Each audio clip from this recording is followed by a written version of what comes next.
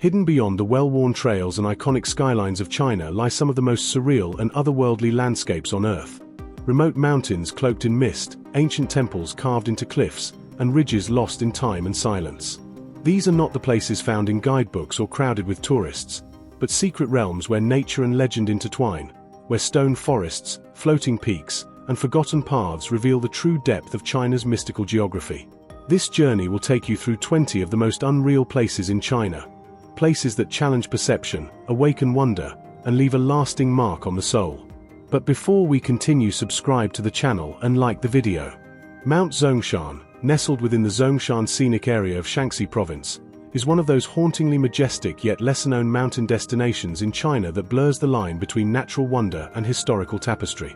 Rising abruptly from the Lurs Plateau, this dramatic landscape is defined by sheer cliffs, ridged spines, and labyrinthine outcrops that have, for centuries, sheltered the spiritual and artistic legacy of ancient civilizations. What distinguishes Zongshan from many of its neighboring ranges is its seamless fusion of geological splendor with sacred heritage. These peaks are not merely rock and earth, they are repositories of belief, canvases of devotion, and sentinels of time. The mountains here are steeped in Buddhist history. Carved into the sides of its craggy cliffs are ancient grottos, many of which date back to the Northern Wei dynasty, 386 to 534 AD, that contain exquisitely chiseled stone Buddhas and celestial beings, worn but dignified, their expression serene in the face of centuries of erosion. These grottos are more than just religious relics, they are testaments to the spread of Mahayana Buddhism through northern China, showing how monks, pilgrims, and artists carried their faith into the hardest-to-reach corners of the land. And it is precisely this sense of remoteness that gives Mount Zongshan its unique aura, a feeling that every footstep brings you closer to the spirit of a bygone epoch. Zongshan's terrain is rugged and untamed, a realm of vertical drop-offs and knife-edged ridges that cast long shadows in the afternoon sun. From above, the mountain unfurls like a petrified wave, every crest and trough carved by ancient tectonics and time. The colors here are earthy and muted, rust-colored rocks, faded green scrublands, and ghostly mists that rise at dawn and dusk. In some places, the cliffs plunge hundreds of meters in sheer vertical falls, broken only by the occasional tree clinging tenaciously to a crevice in the rock. These dramatic cliffs are ideal canvases for the spiritual inscriptions etched by long-departed monks, their characters often cryptic but always lyrical. As you traverse the footpaths that meander through Zongshan, you come across silent sanctuaries tucked into the folds of stone, tiny temples hidden among overhanging ledges, incense curling toward the heavens. Some shrines are still active, tended to by lone monks who offer a bowl of rice and tea to weary hikers. Others are abandoned, their doors creaking, their prayer flags faded into threads. Yet all share a commonality, a profound stillness that compels you to whisper, as though intruding upon something eternal. Nature here is as much a guardian of these relics as it is a spectacle unto itself. The mountain hosts a rare micro-ecosystem in its more protected valleys, where ancient pines twist into spirals and medicinal herbs bloom in tiny, shaded glens. In spring, wildflowers paint the slopes in soft blues and purples, while in winter, the bare rock is dusted in frost, lending Zongshan a stark and solemn beauty. Birdsong echoes between the cliffs, occasionally interrupted by the screech of a peregrine falcon wheeling high above. Local legend infuses the landscape with deeper resonance. One tale speaks of a wandering monk who, having attained enlightenment, dissolved into a shaft of sunlight atop one of the mountain's highest ridges. Another describes hidden caves where warriors once trained in the ancient art of qigong, their breaths syncing with the mountain wind. Whether you regard such tales as fact or folklore, there's no denying that Zongshan feels like a place suspended between worlds, between the mortal and the mythic. Tourism here remains relatively light compared to China's more famed peaks, which adds to the appeal for those seeking solitude and reflection.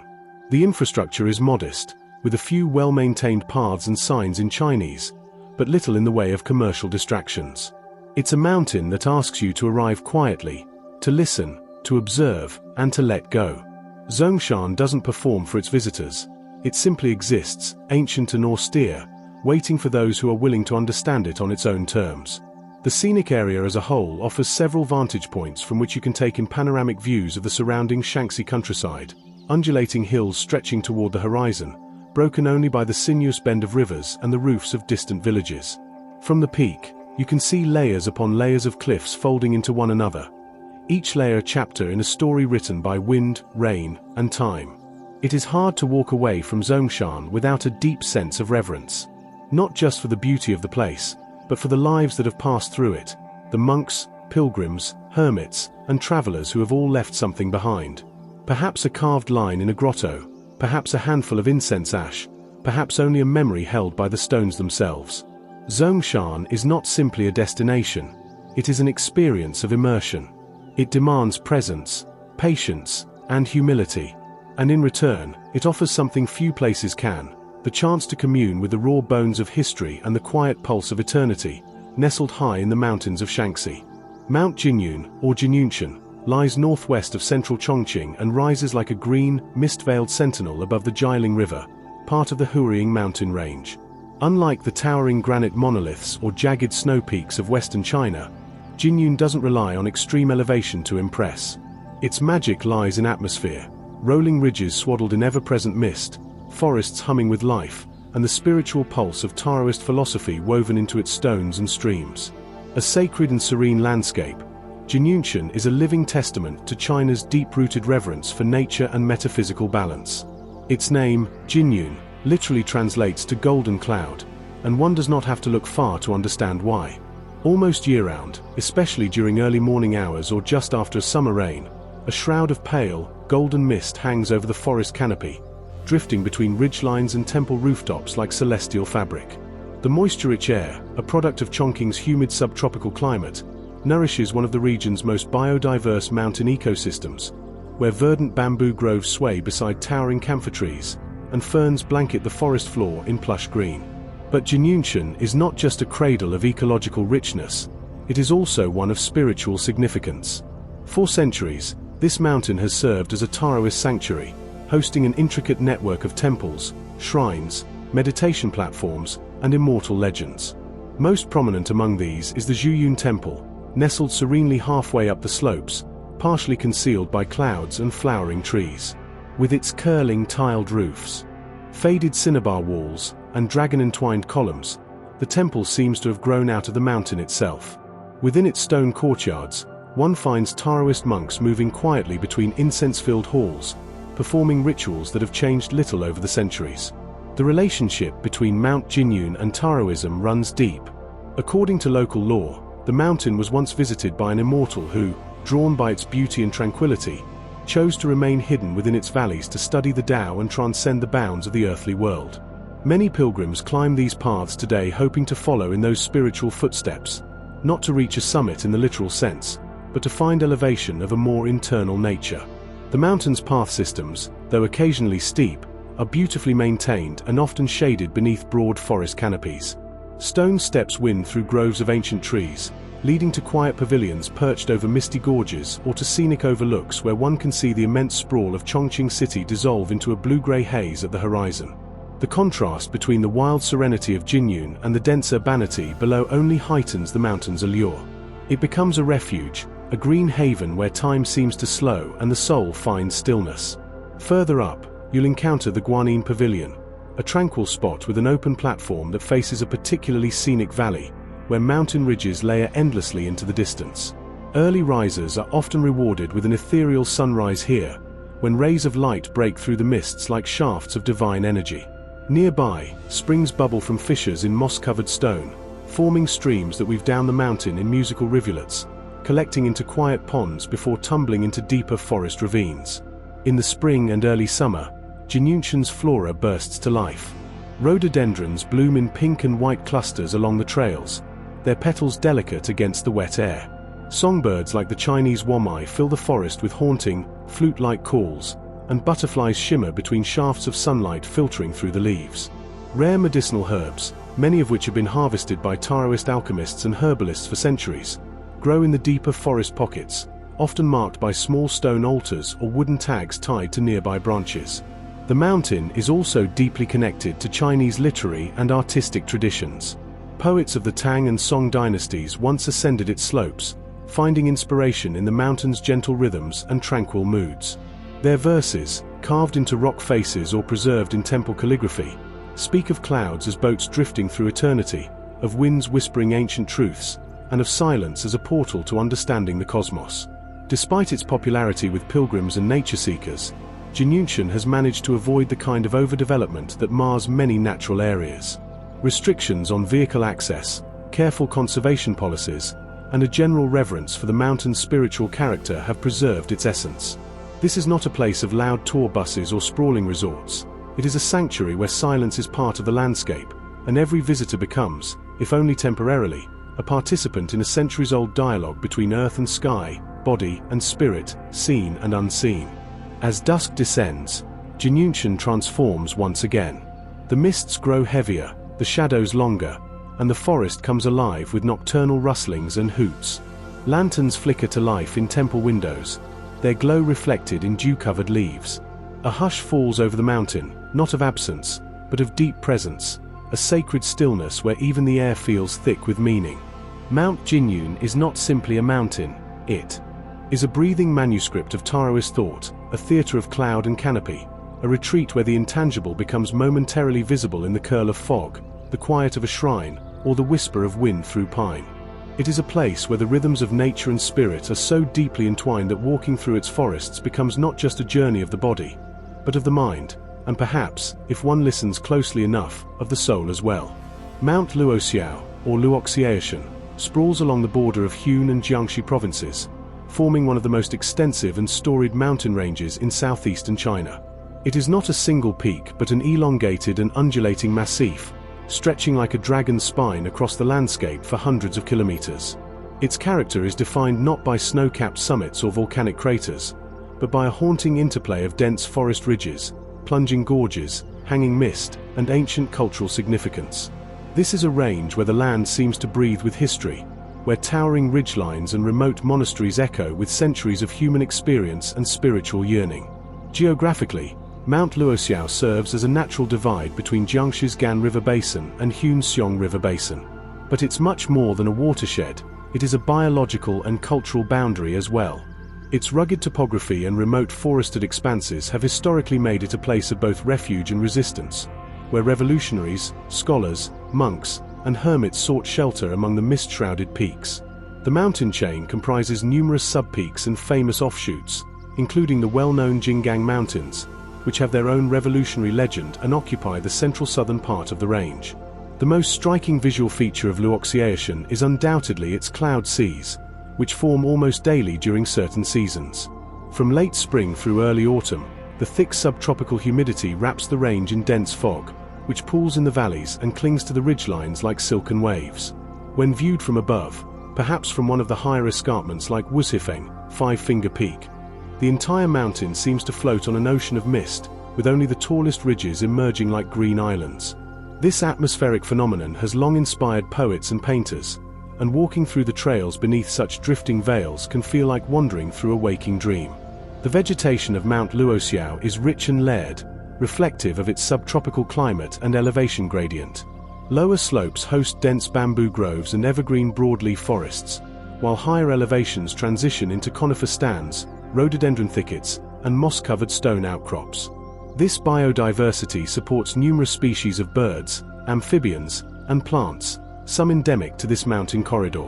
The remote nature of the landscape has also allowed rare flora to thrive, including medicinal herbs used in traditional Chinese medicine, which local communities still gather with deep reverence and ecological awareness. Intertwined with Luoxiao's natural beauty is a powerful historical and revolutionary legacy. Most notably, the Jinggangshan area is often referred to as the cradle of the Chinese Revolution. It was here in the 1920s that Mao Zedong and Zhu De first developed the model for rural guerrilla warfare, using the mountain seclusion to train, regroup, and strategize in the early stages of the communist movement. Today, memorials, museums, and preserved revolutionary sites the area, drawing visitors not only for their historical importance but also for the incredible landscape in which these events unfolded. Trails that once saw the footsteps of revolutionaries now welcome hikers, pilgrims, and historians alike. Yet even before the 20th century, Mount Luoxiao held deep spiritual and cultural significance. Ancient temples and shrines are hidden throughout the range, often built into cliffsides or nestled within secluded valleys. One such site is the Longtan Temple, a centuries-old Taoist sanctuary built beside a roaring waterfall, surrounded by twisted pines and towering rock formations. Like many religious sites in this range, it blends so seamlessly into the environment that it feels less constructed and more grown from the stone and moss around it. The Buddhist and Taoist traditions both mark their presence here, with numerous hermitages, meditation caves, and prayer platforms placed strategically where the flow of qi, energy, is believed to concentrate. One cannot overlook the cultural folklore that pulses through the Luoxiao range.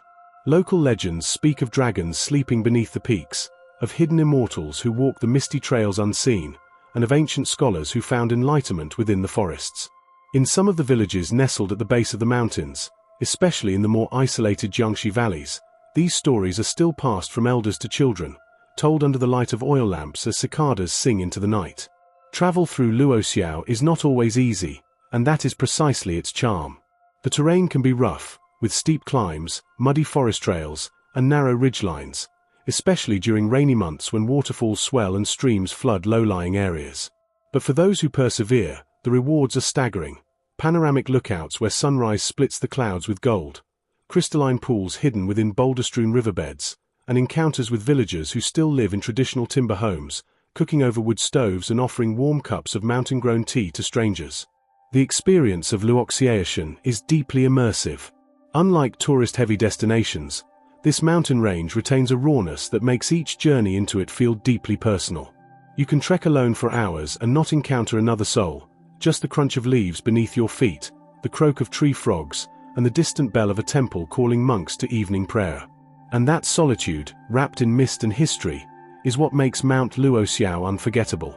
To visit Luoxiao is not just to witness beauty, but to walk through the strata of China's memory, ecological, spiritual, and revolutionary. Each layer adds to its richness. Each trail whispers a different story. Whether you come seeking nature's or cultural resonance, or the quiet echo of history in the hills, this mountain range holds something profound for those willing to listen. Mount Dalu, or Dalushan, is not a single peak but a sprawling karst mountain system that stretches across the border regions of Chongqing, Guizhou, and Sichuan, forming one of southwest China's most rugged and culturally intricate natural zones. It is a realm of geological extremity and cultural depth, a place where limestone cliffs tower over shadowy ravines, where subterranean rivers roar through immense cave systems, and where centuries-old villages cling to terraced hillsides, echoing with the languages, songs, and rituals of ethnic minority communities. Dalushan is at once untamed and deeply inhabited, shaped both by time and the indomitable human spirit that has long found a home in its valleys and ridgelines. Geologically, the Dalu Mountains are a textbook example of karst terrain, a limestone-rich environment sculpted by water and time into bizarre, dramatic, and often surreal forms. Over millions of years, rainwater, slightly acidic from contact with atmospheric carbon dioxide, has slowly dissolved the limestone bedrock, forming an endless array of cliffs, sinkholes, towers, underground rivers, and massive cave chambers. These natural processes have created one of the most visually stunning and ecologically complex mountain systems in the region, rivaled perhaps only by the nearby Wuling and Wumeng ranges. Perhaps the most visually striking features of Dalushan are its knife-edge ridgelines and karst towers, many of which rise straight from the earth like petrified sentinels. These stone giants are often covered in a dense coat of green, ferns, mosses, orchids, and creeping vines that add layers of color and texture to the pale stone beneath. From a distance, the mountains can appear almost fluid, like waves frozen in stone, their ridges folding into one another under the endless sweep of cloud and sky. In many places, the cliffs drop vertically for hundreds of meters into deep, jungle-choked ravines that see little to no human foot traffic. Among the most spectacular elements of Dalushan are its cave systems, many of which remain unexplored or only partially mapped. The Zhijin Cave in Guizhou is one of the best known and most accessible, boasting vast chambers the size of cathedrals, filled with dazzling stalactites and stalagmites, underground lakes, and echoing stone galleries. But for every tourist-accessible site like Zhijin, there are dozens of lesser-known caves hidden deep within the forest, some sacred, some dangerous, and all imbued with a sense of awe. Many of these subterranean worlds are regarded with reverence by local communities, who believe that spirits dwell within them and that offerings must be made before entering. Beyond its geological drama, Dalushan is a cultural treasure trove. This mountain range is home to a mosaic of ethnic minority groups, most notably the Miao, Bui, Yi, and Dong peoples, whose villages dot the valleys and mountain slopes. These communities maintain rich traditions of dress, dance, music, and craftsmanship. It's common to come across Miao women in intricately embroidered silver-adorned attire, tending to terraced fields or weaving elaborate brocade fabrics. Traditional wooden stilt houses line the ridges, their sloped roofs designed to withstand the mountain rains, and drum towers rise at the village center, used for rituals, storytelling, and festive gatherings. Cultural festivals in the Delu region are vibrant and deeply meaningful. Events like the Lushing Festival, named after the traditional reed pipe instrument, or Torch Festival light up these mountains with color, music, and movement. These festivals often take place near sacred natural sites, springs, caves, or rock formations believed to house spirits or ancestors, and they bind the communities to the land in ways both practical and sacred. The mountains are not just a backdrop to life here, they are living participants in the culture, seen as powerful and often unpredictable entities to be respected and honored. Due to its relatively remote location and uneven infrastructure development, much of Delushan remains undeveloped and underexplored, especially compared to more famous destinations in China. This has allowed large tracts of the mountain to retain their wild character. Biodiversity is high, with endangered species like clouded leopards, macaques, and pangolins still reported in the deeper forests. Botanists find rare orchids and medicinal herbs on shaded cliff faces, while birders spot migratory species that nest in the forests and karst outcrops. At the same time, Delushan is a place of intense contrast, between remoteness and resilience, tradition and change. Some villages have only recently been connected by proper roads. Others are embracing forms of ecotourism and cultural tourism to preserve their traditions while offering a livelihood to the younger generations. Walking through these villages, one may see solar panels alongside drying racks of maize, smartphones recording centuries-old dances, and school children learning Mandarin while elders converse in their native dialects. These juxtapositions make the Delu experience all the more compelling: modernity and ancient. Lifeways held in a delicate, often improvised balance. For travelers seeking a raw, immersive encounter with both nature and culture, Delushan offers a labyrinthine world. Hikers can follow trails through deep forests where the light filters in green through mossy trees. Spelunkers can descend into underground rivers that vanish into darkness beneath roaring limestone cliffs. Anthropologists and ethnographers can spend weeks tracing oral histories and mapping cultural practices in villages that still keep to ancient rhythms. And always, above and around, the mountains stand tall, weather-worn, mist-wrapped, and solemn, bearing witness to everything from geological epochs to human resilience. Delushan is not just a place to observe, it is a place to enter, to engage with, and ultimately, to carry with you in memory long after the mist has closed behind you. Mount Qingyun, or Qingyunshan, rises with solemn grace in Shandong province, standing apart from the coastal plains and agricultural heartlands that stretch across eastern China. Though less globally renowned than its towering counterparts in the west, Mount Qingyun holds its own as a sacred Daoist peak, shrouded in both literal mist and a veil of deep metaphysical meaning. Its name, Qingyun, meaning blue clouds or azure clouds, evokes the drifting mists that crown its summit each morning, as well as the Daoist ideal of transcending the earthly realm and ascending into the celestial. Qingyunshan's slopes rise sharply from the surrounding countryside, and its steep, vertical rock faces give it an appearance of formidable strength and ageless endurance. The cliffs appear as solid walls from a distance, grey and resolute, but upon closer inspection, one sees that they are etched with ancient inscriptions, weathered steps, and pathways carved by centuries of pilgrims. These stone walls are more than just geological features. They are canvases for spiritual devotion, some inscribed with Daoist scriptures, poetic verses, and symbolic diagrams meant to align the seeker with the rhythm of the cosmos. This mountain is a cornerstone of eastern China's Daoist spiritual geography, historically associated with immortality, inner cultivation, and the pursuit of harmony between man and nature. While other sacred mountains such as Mount Wudang or Mount Lao often claim the spiritual spotlight, Qingyunshan retains a kind of hidden sanctity, known more to Chinese pilgrims and regional practitioners than to the broader world. And perhaps that quietude is its power, a spiritual retreat not in spectacle but in stillness.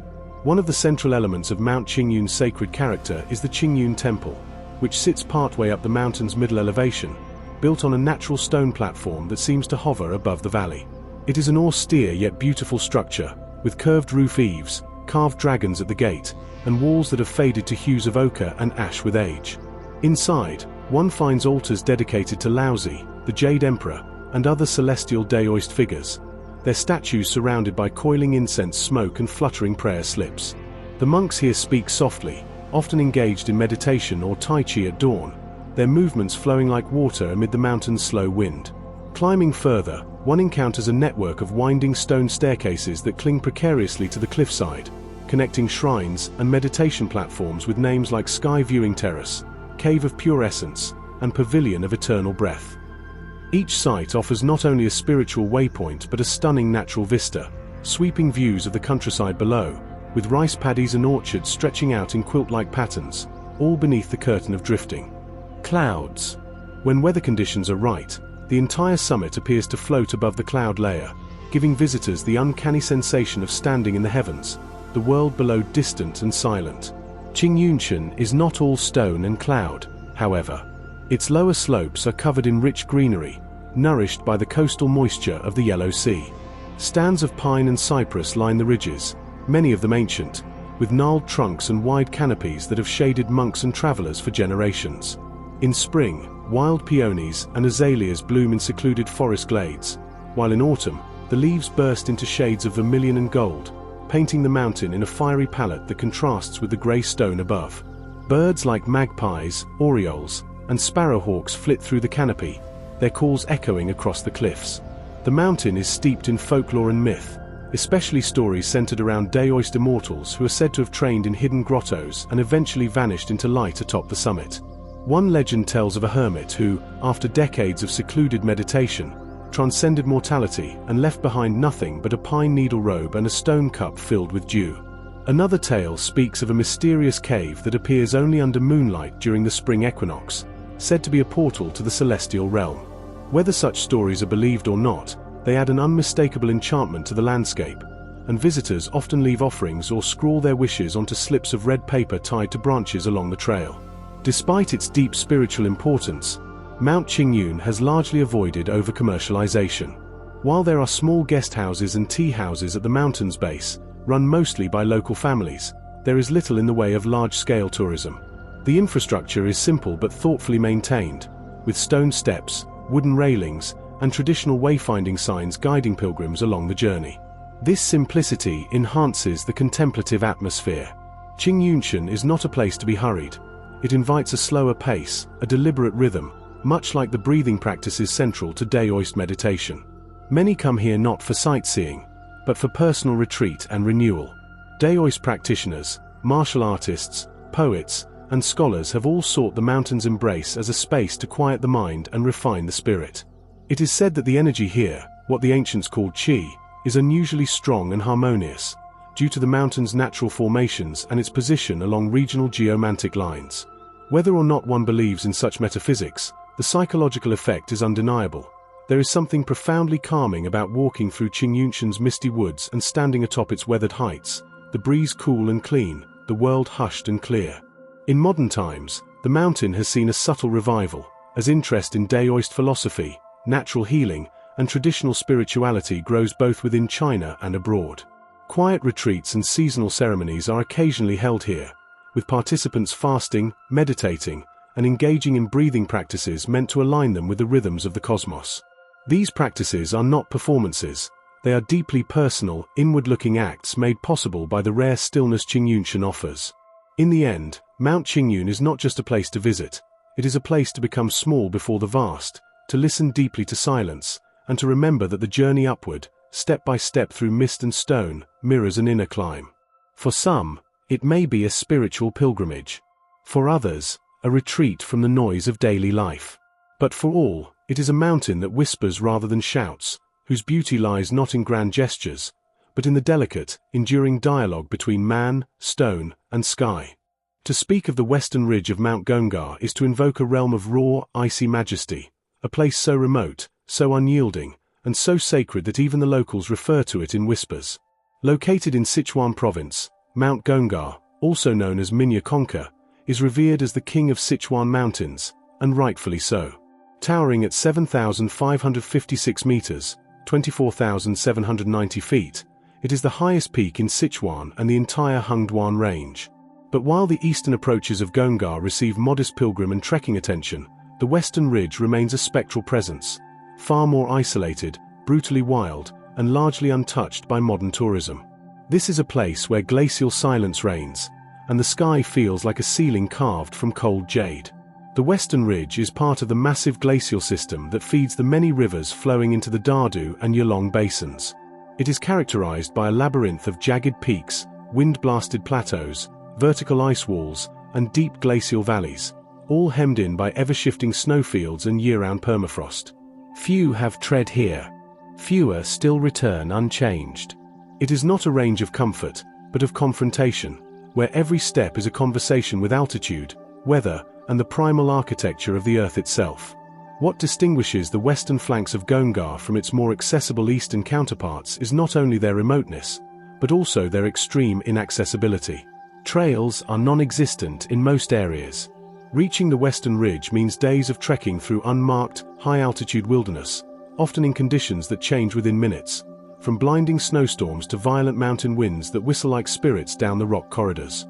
Avalanche zones, moraine fields, and ice-covered scree make every approach a challenge even for elite alpinists. Because of this, it remains one of the least documented parts of the Göngar Massif. And yet, for those with the skill, endurance, and sheer reverence to approach it, the rewards are otherworldly. From high vantage points on the Western Ridge, one can witness an alien panorama. A sea of glacier, creaking and groaning as they inch imperceptibly through their valleys, flanked by needle-like spires dusted with centuries of snow. At sunrise, the ice turns gold, then blush pink, before vanishing into a glare of silver-white. Jagged peaks such as Renkingzubi Peak and Longshan Peak, themselves formidable in their height and sharpness, rear into the sky like the fossilized vertebrae of dragons. These are mountains that seem less built from stone than sculpted from time and solitude. The glacier that cling to the Western Ridge are some of the most dynamic in the region. The Hailuogu Glacier to the east is relatively well known, but its western cousins, such as the Yanzigu Glacier, are far more unpredictable and far less studied. Here, crevasses yawn like open maws in the ice. Avalanches thunder in the distance with alarming regularity. The wind carries snow in horizontal sheets that sting the face and erase all sense of direction. And in the midst of this chaos, an eerie silence persists, broken only by the wind, the occasional crash of falling ice, or the rhythmic crunch of crampons on a frozen slope. Beyond the physical grandeur, the spiritual energy of the Western Ridge cannot be overstated. Mount Göngar as a whole is a deeply sacred mountain in the beliefs of the Khampa Tibetans, and the Western Ridge, being less trafficked and more feared, is believed by many to be especially holy and inhabited by mountain gods. Local legends tell of travelers who wandered too far into the glacier and were never seen again, not because they fell, but because they were taken, absorbed into the mountain's icy spirit realm. Pilgrims often perform kora, or circumambulation, of the broader Göngar range, but few dare approach the western side directly. Those who do make offerings of incense, butter lamps, or prayer flags, leaving them at windswept cairns near the base of the range, hoping for protection and spiritual merit. The wildlife of the Western Ridge is rare and elusive, adapted to extremes. Snow leopards are rumored to prowl the higher ridges, though sightings are exceedingly scarce. Tibetan foxes, blue sheep, and high-altitude birds like Himalayan griffons and lammergeiers occasionally sweep across the sky, casting fleeting shadows on the snow. Flora is almost non-existent above a certain elevation, just patches of stubborn alpine moss and ice-coated lichen clinging to rocks, surviving where most life cannot. There is a unique, paradoxical purity to the Western Ridge. It is both untouched and untouchable. No roads reach it. No villages cling to its base. Even experienced mountaineers treat it with the utmost caution, with several fatal attempts to scale its western glacier on record. These are not peaks that welcome conquest, they repel it. And in doing so, they preserve their dignity, their mystery, and their otherness. For scientists, the Western Ridge holds tremendous interest, particularly in the context of climate change. Its glacier are sensitive indicators of atmospheric shifts, and researchers who've managed to reach the lower flanks report rapid retreat and crevasse deepening in recent years. The high-altitude permafrost, once believed stable, has begun to fracture in places, releasing greenhouse gases and destabilizing ice sheets. In this sense, the Western Ridge is also a kind of frozen warning, telling a story in ice that too few are able to read firsthand. For a rare breed of traveler, those who seek not luxury, but isolation, not comfort, but confrontation with the sublime. The western ridge of Mount Gongar offers a humbling journey. It strips away distraction. It rejects arrogance. It demands reverence and rewards endurance with the kind of awe that lingers for a lifetime. In every sharp-edged shadow, every glint of sun off ancient snow, there is a lesson. Not just about nature's power, but about the limits of human will, and the small, sacred role we play within this greater, glacial dreamscape. Mount Yuhuang, also known as Yuhuangding, literally translating to Jade Emperor's Peak, is a small yet profoundly mystical mountain nestled within the rolling landscapes of Zhejiang Province, in eastern China.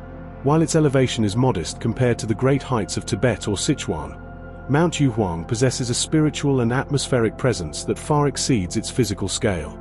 It is a place that seems to exist not just in geography, but in legend, vapor, and dream. What makes Mount Yuhuang remarkable is not its prominence, but its immersion in cloud and myth. The mountain is almost perpetually wrapped in thick mist, especially in the early mornings and late afternoons, when the cool coastal air collides with the mountain's forested slopes. The result is a mountain that often disappears entirely from view, its paths, trees, and temples cloaked in gauzy white, revealing themselves only in fragments, as if unveiling secrets only to those with patience and humility. At its summit, or Ding, lies the Temple of the Jade Emperor, a sacred structure dedicated to the celestial ruler of the Daoist pantheon. The temple is the heart of the mountain's spiritual identity and the source of its name. For centuries, pilgrims have ascended Mount Yuhuang seeking blessings, balance, and answers from the Jade Emperor, whose dominion over heaven and fate is believed to shape both earthly fortunes and spiritual trajectories. The temple is modest in size, yet deeply resonant in atmosphere. Weathered stone steps lead through ancient gates, incense coils burn steadily in the windless air, and stone statues gaze out into the fog like sentinels of another realm. This temple complex is among the oldest Daoist sites in the region, and though it has undergone restorations, it retains its quiet dignity. Its architecture is simple: sloped tiled roofs, red-painted beams, wooden doors worn smooth by generations of hands. The altars are decorated with intricate carvings of dragons and clouds, symbolizing the celestial realm, and the air inside smells of sandalwood and thyme. During festival periods, such as the Jade Emperor's birthday on the 9th day of the first lunar month, the temple comes alive with rituals, offerings, and soft-voiced chanting that rolls out through the mist like sacred echoes. Yet it is the landscape itself, more than any human-made structure, that gives Mount Yuhuang its ethereal charm. The mountain is covered in dense, old-growth forests made up of cypress, camphor, and ancient pine trees, many of which are twisted into fantastical shapes by centuries of wind and cloud. Moss carpets the rocks. Ferns spill over the edges of narrow pathways. Occasionally, the trail breaks open into a small clearing where a solitary pagoda or prayer pavilion stands, surrounded by stillness so complete that even birdsong seems like an intrusion. One of the most enchanting experiences of Mount Yuhuang is its constant transformation under the clouds. As you ascend the mountain, visibility narrows and broadens like a living breath. A bend in the path may suddenly reveal a cascade of sunlight breaking through the fog, illuminating a dew-covered shrine or the face of a carved guardian lion. A moment later, it may vanish again, reclaimed by the mist. This constant interplay between presence and disappearance imbues every step with quiet wonder. You never quite know what you'll see next, or whether what you see is meant to be seen at all. Local folklore is tightly interwoven with the mountain's reputation. It is said that in ancient times, immortals used Mount Yuhuang as a meeting place, descending from the heavens in plumes of cloud to gather at the summit temple. One tale speaks of a hermit who lived in a hidden cave, sustained only by dew and meditation, who became so enlightened that he turned into mist and now watches over travelers in times of need. Another legend describes a phoenix that landed on the peak during the Tang dynasty, signaling the Jade Emperor's blessing on the land. These stories are not simply told, they are lived. Even today, local villagers and monks believe in the mountain's protective aura, and many refuse to ascend it without first making an offering or reciting a prayer. You'll find small red ribbons tied to tree branches and tiny incense altars nestled in forest hollows, offerings to spirits both benevolent and watchful. These practices lend an intimate, personal feel to the mountain, reminding visitors that it is not just a place to be admired, but to be respected and entered into relationship with. Despite its spiritual gravitas, Mount Yuhuang is peacefully quiet. Few tourists know of it, and even fewer make the journey up its gentle but winding trails. Those who do are rewarded not with grandeur, but with a sense of peace that is difficult to find in more trafficked sacred mountains. There are no cable cars, no large crowds, and no loud commercial distractions. Just the soft crunch of leaves underfoot, the rustle of the forest in the wind, and the faint, steady tolling of a temple bell somewhere above, lost in cloud. In the lower elevations of the mountain, small tea farms and ancestral villages dot the landscape.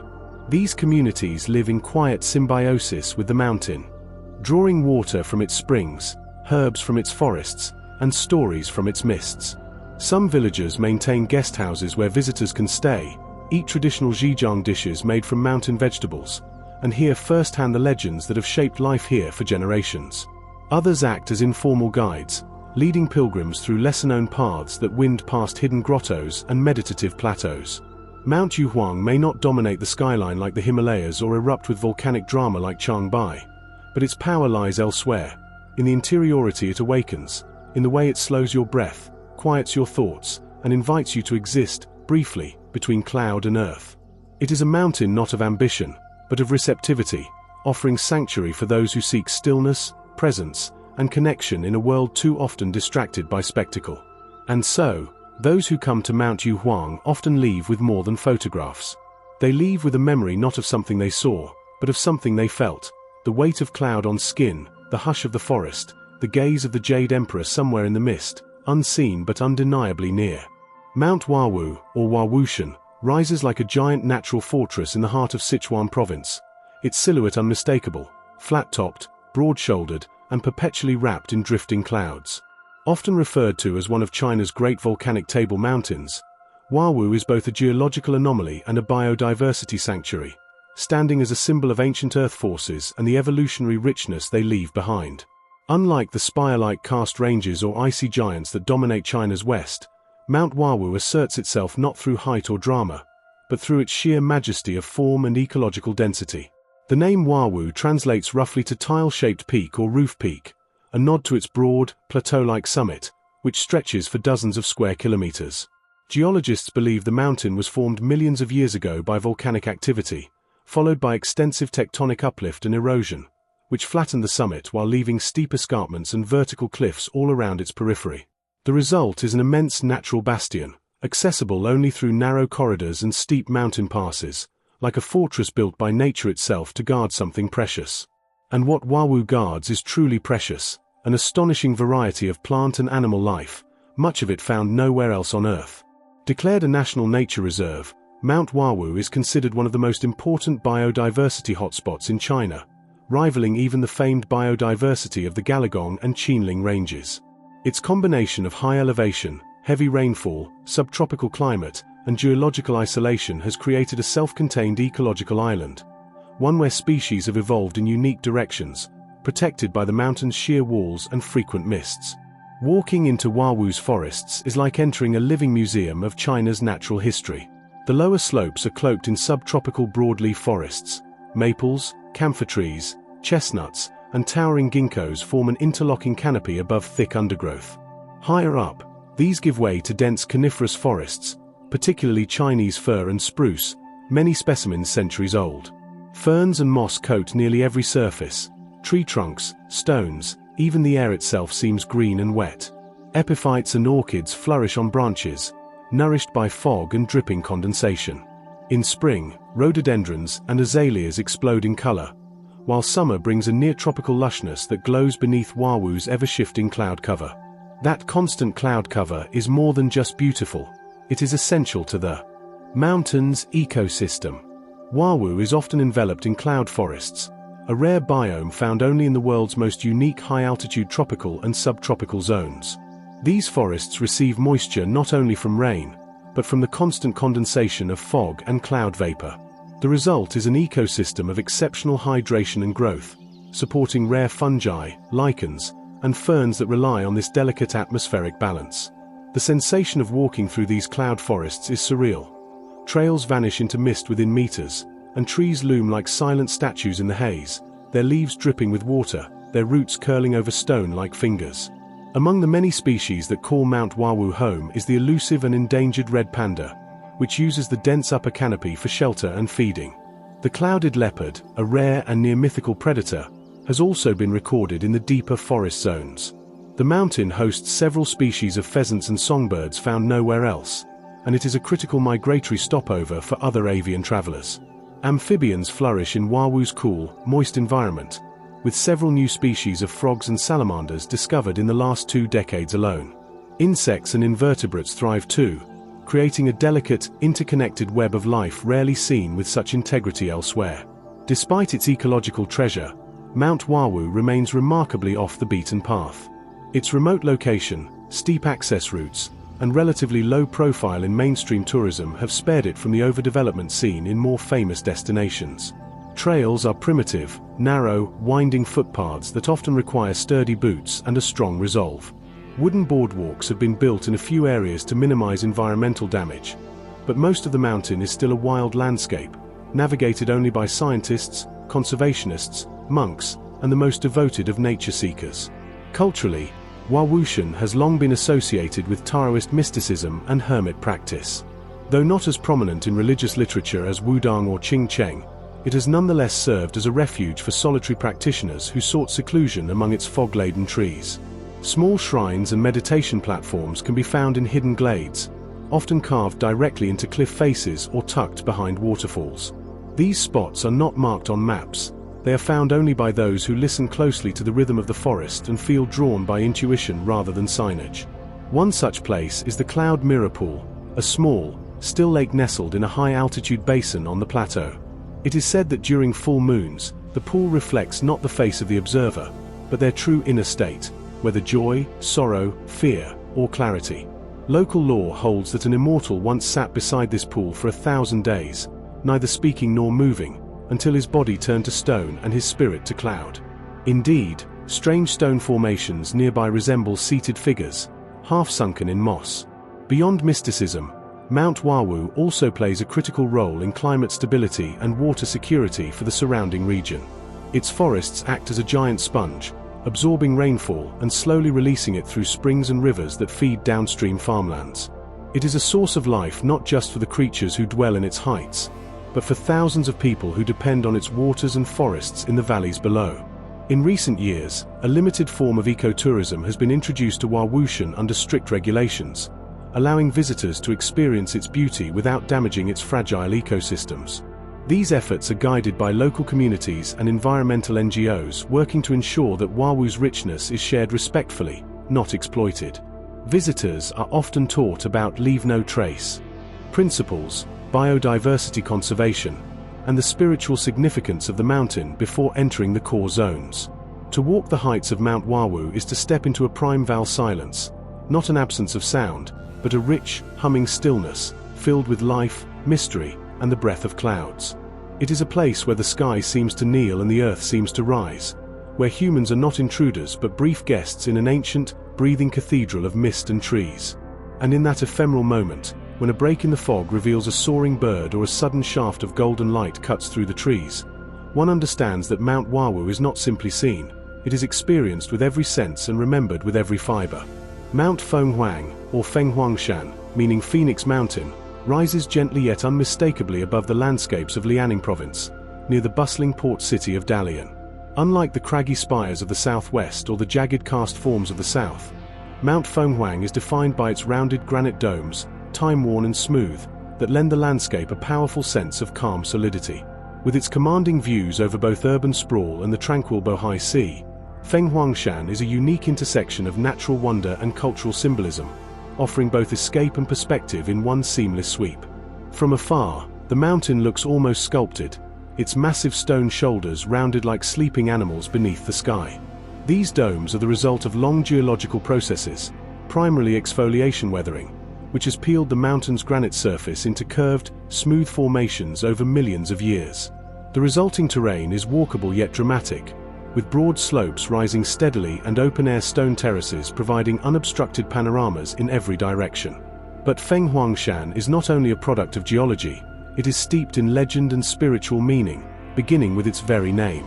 The phoenix, or Fenghuang, in Chinese mythology, is a sacred bird symbolizing rebirth, harmony, and balance. Ancient folklore tells of the phoenix choosing this mountain as a resting place during its celestial flight across the empire. In some versions, it is said the bird died here, and its spirit entered the mountain itself, bringing with it luck and divine blessing.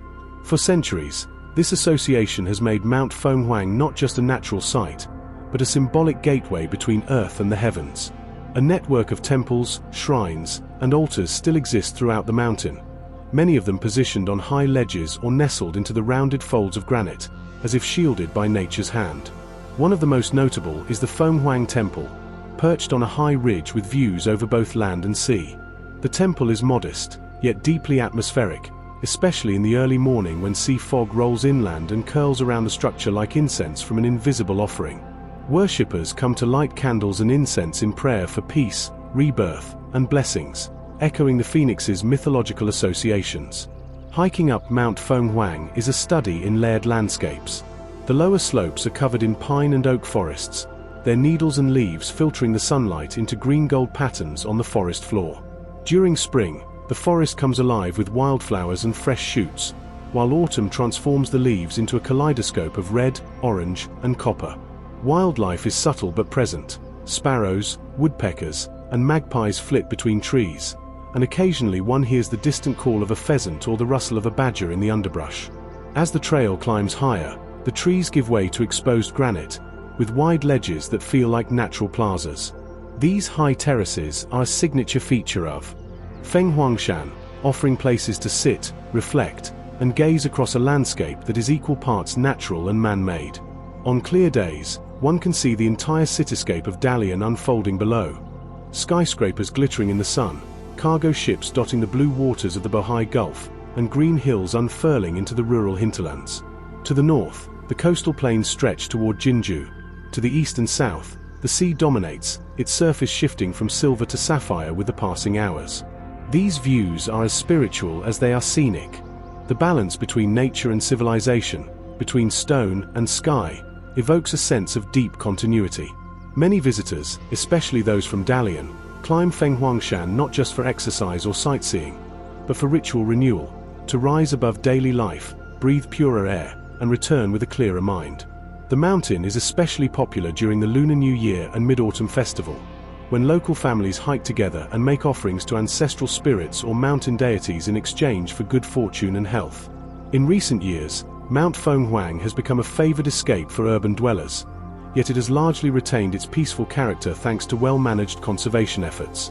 Park authorities have constructed eco-friendly trails, wooden railings, and interpretive signs that blend unobtrusively with the landscape. There are designated zones for meditation, Tai Chi, and yoga, as well as areas where traditional music is sometimes performed live during local cultural festivals.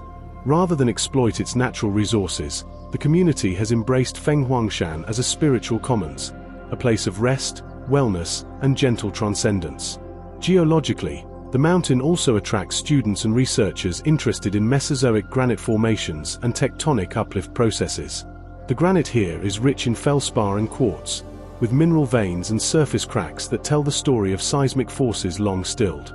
Many of the rock surfaces are polished smooth by centuries of wind and water, making them ideal not only for climbing and photography, but also for the ancient art of rock meditation, sitting quietly on the stone, palms open to the sky, as generations of monks and hermits once did. Local legend speaks of hidden caves beneath the mountain, said to contain ancient scrolls, relics, and even a stone egg left behind by the phoenix before its final ascent. These myths feed the imagination and enhance the sense of mystery that clings to the mountain like mist. And whether or not these secrets are real, the sense of wonder and possibility they inspire is undeniable.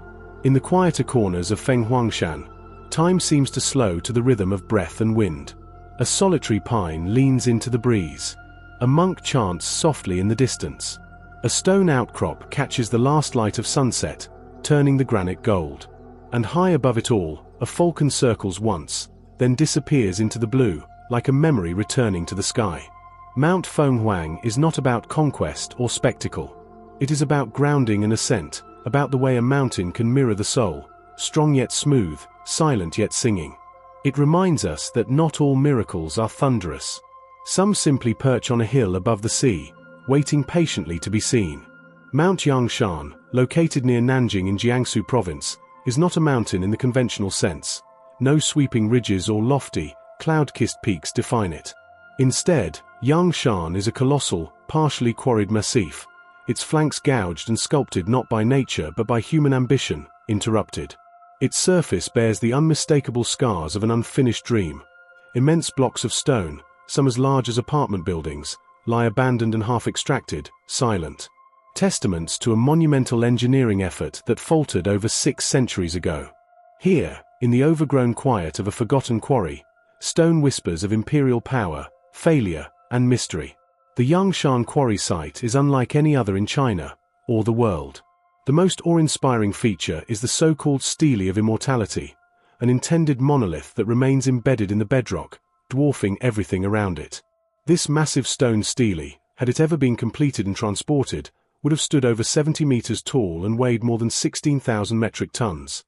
A staggering figure by any historical standard, even in the context of China's imperial grandeur. For comparison, the famous Egyptian obelisks pale in scale. It is often cited as the largest known stone carving project in human history that never came to fruition. Commissioned in 1405 by the Yongle Emperor of the Ming dynasty, the stele was meant to honor the first Ming Emperor, Zhu Yuanzhong, and to be erected at his mausoleum in the Xiaoling Tomb complex, located not far away. The Yongle Emperor, known for his grandiose vision, he also ordered the construction of the Forbidden City and launched Zheng his treasure voyages, envisioned the stele as the capstone of his father's legacy, an inscription carved in stone so vast and eternal that it would echo through the dynasties to come. But as soon as the quarrying began, the challenges mounted.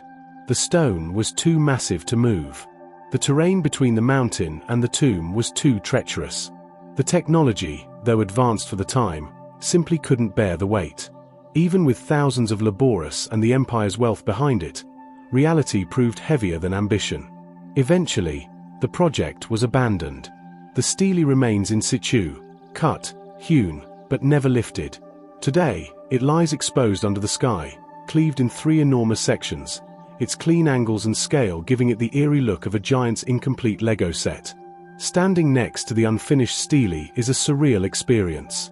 It is not merely large, it is incomprehensibly large. You don't look at it, you look up at it, feel dwarfed beside it, and realize that what you're seeing is not just stone, but a monument to human ambition halted by natural law. The giant base, the stele body, and the stele head remain etched into the earth, each roughly carved and separated by sheer channels of rock. Tool marks are still visible, as are ramps and trenches used in the quarrying process. One can almost hear the echo of chisel against stone, the shouted orders of overseers, and the heavy tread of laborious dragging rope and pulley. But Mount Zongshan is more than the stele of immortality. The entire quarry site is a strange, industrial-meets-sacred landscape, scattered with other colossal rock faces and mysterious rectangular carvings. Some areas appear to have been smoothed as if for inscriptions that were never etched. Others contain half-formed blocks, seemingly abandoned mid-cut. The lack of definitive historical documentation about the site's full scope adds to its atmosphere of mystery. Was the stele a standalone project? Were there additional monuments planned? Were spiritual elements involved? Or was this purely imperial propaganda in stone? There's a haunting beauty to the unnatural scale of it all.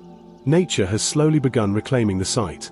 Vines creep down stone faces, moss fills the gaps between chisel grooves, and birds nest in crevices once meant for lifting harnesses.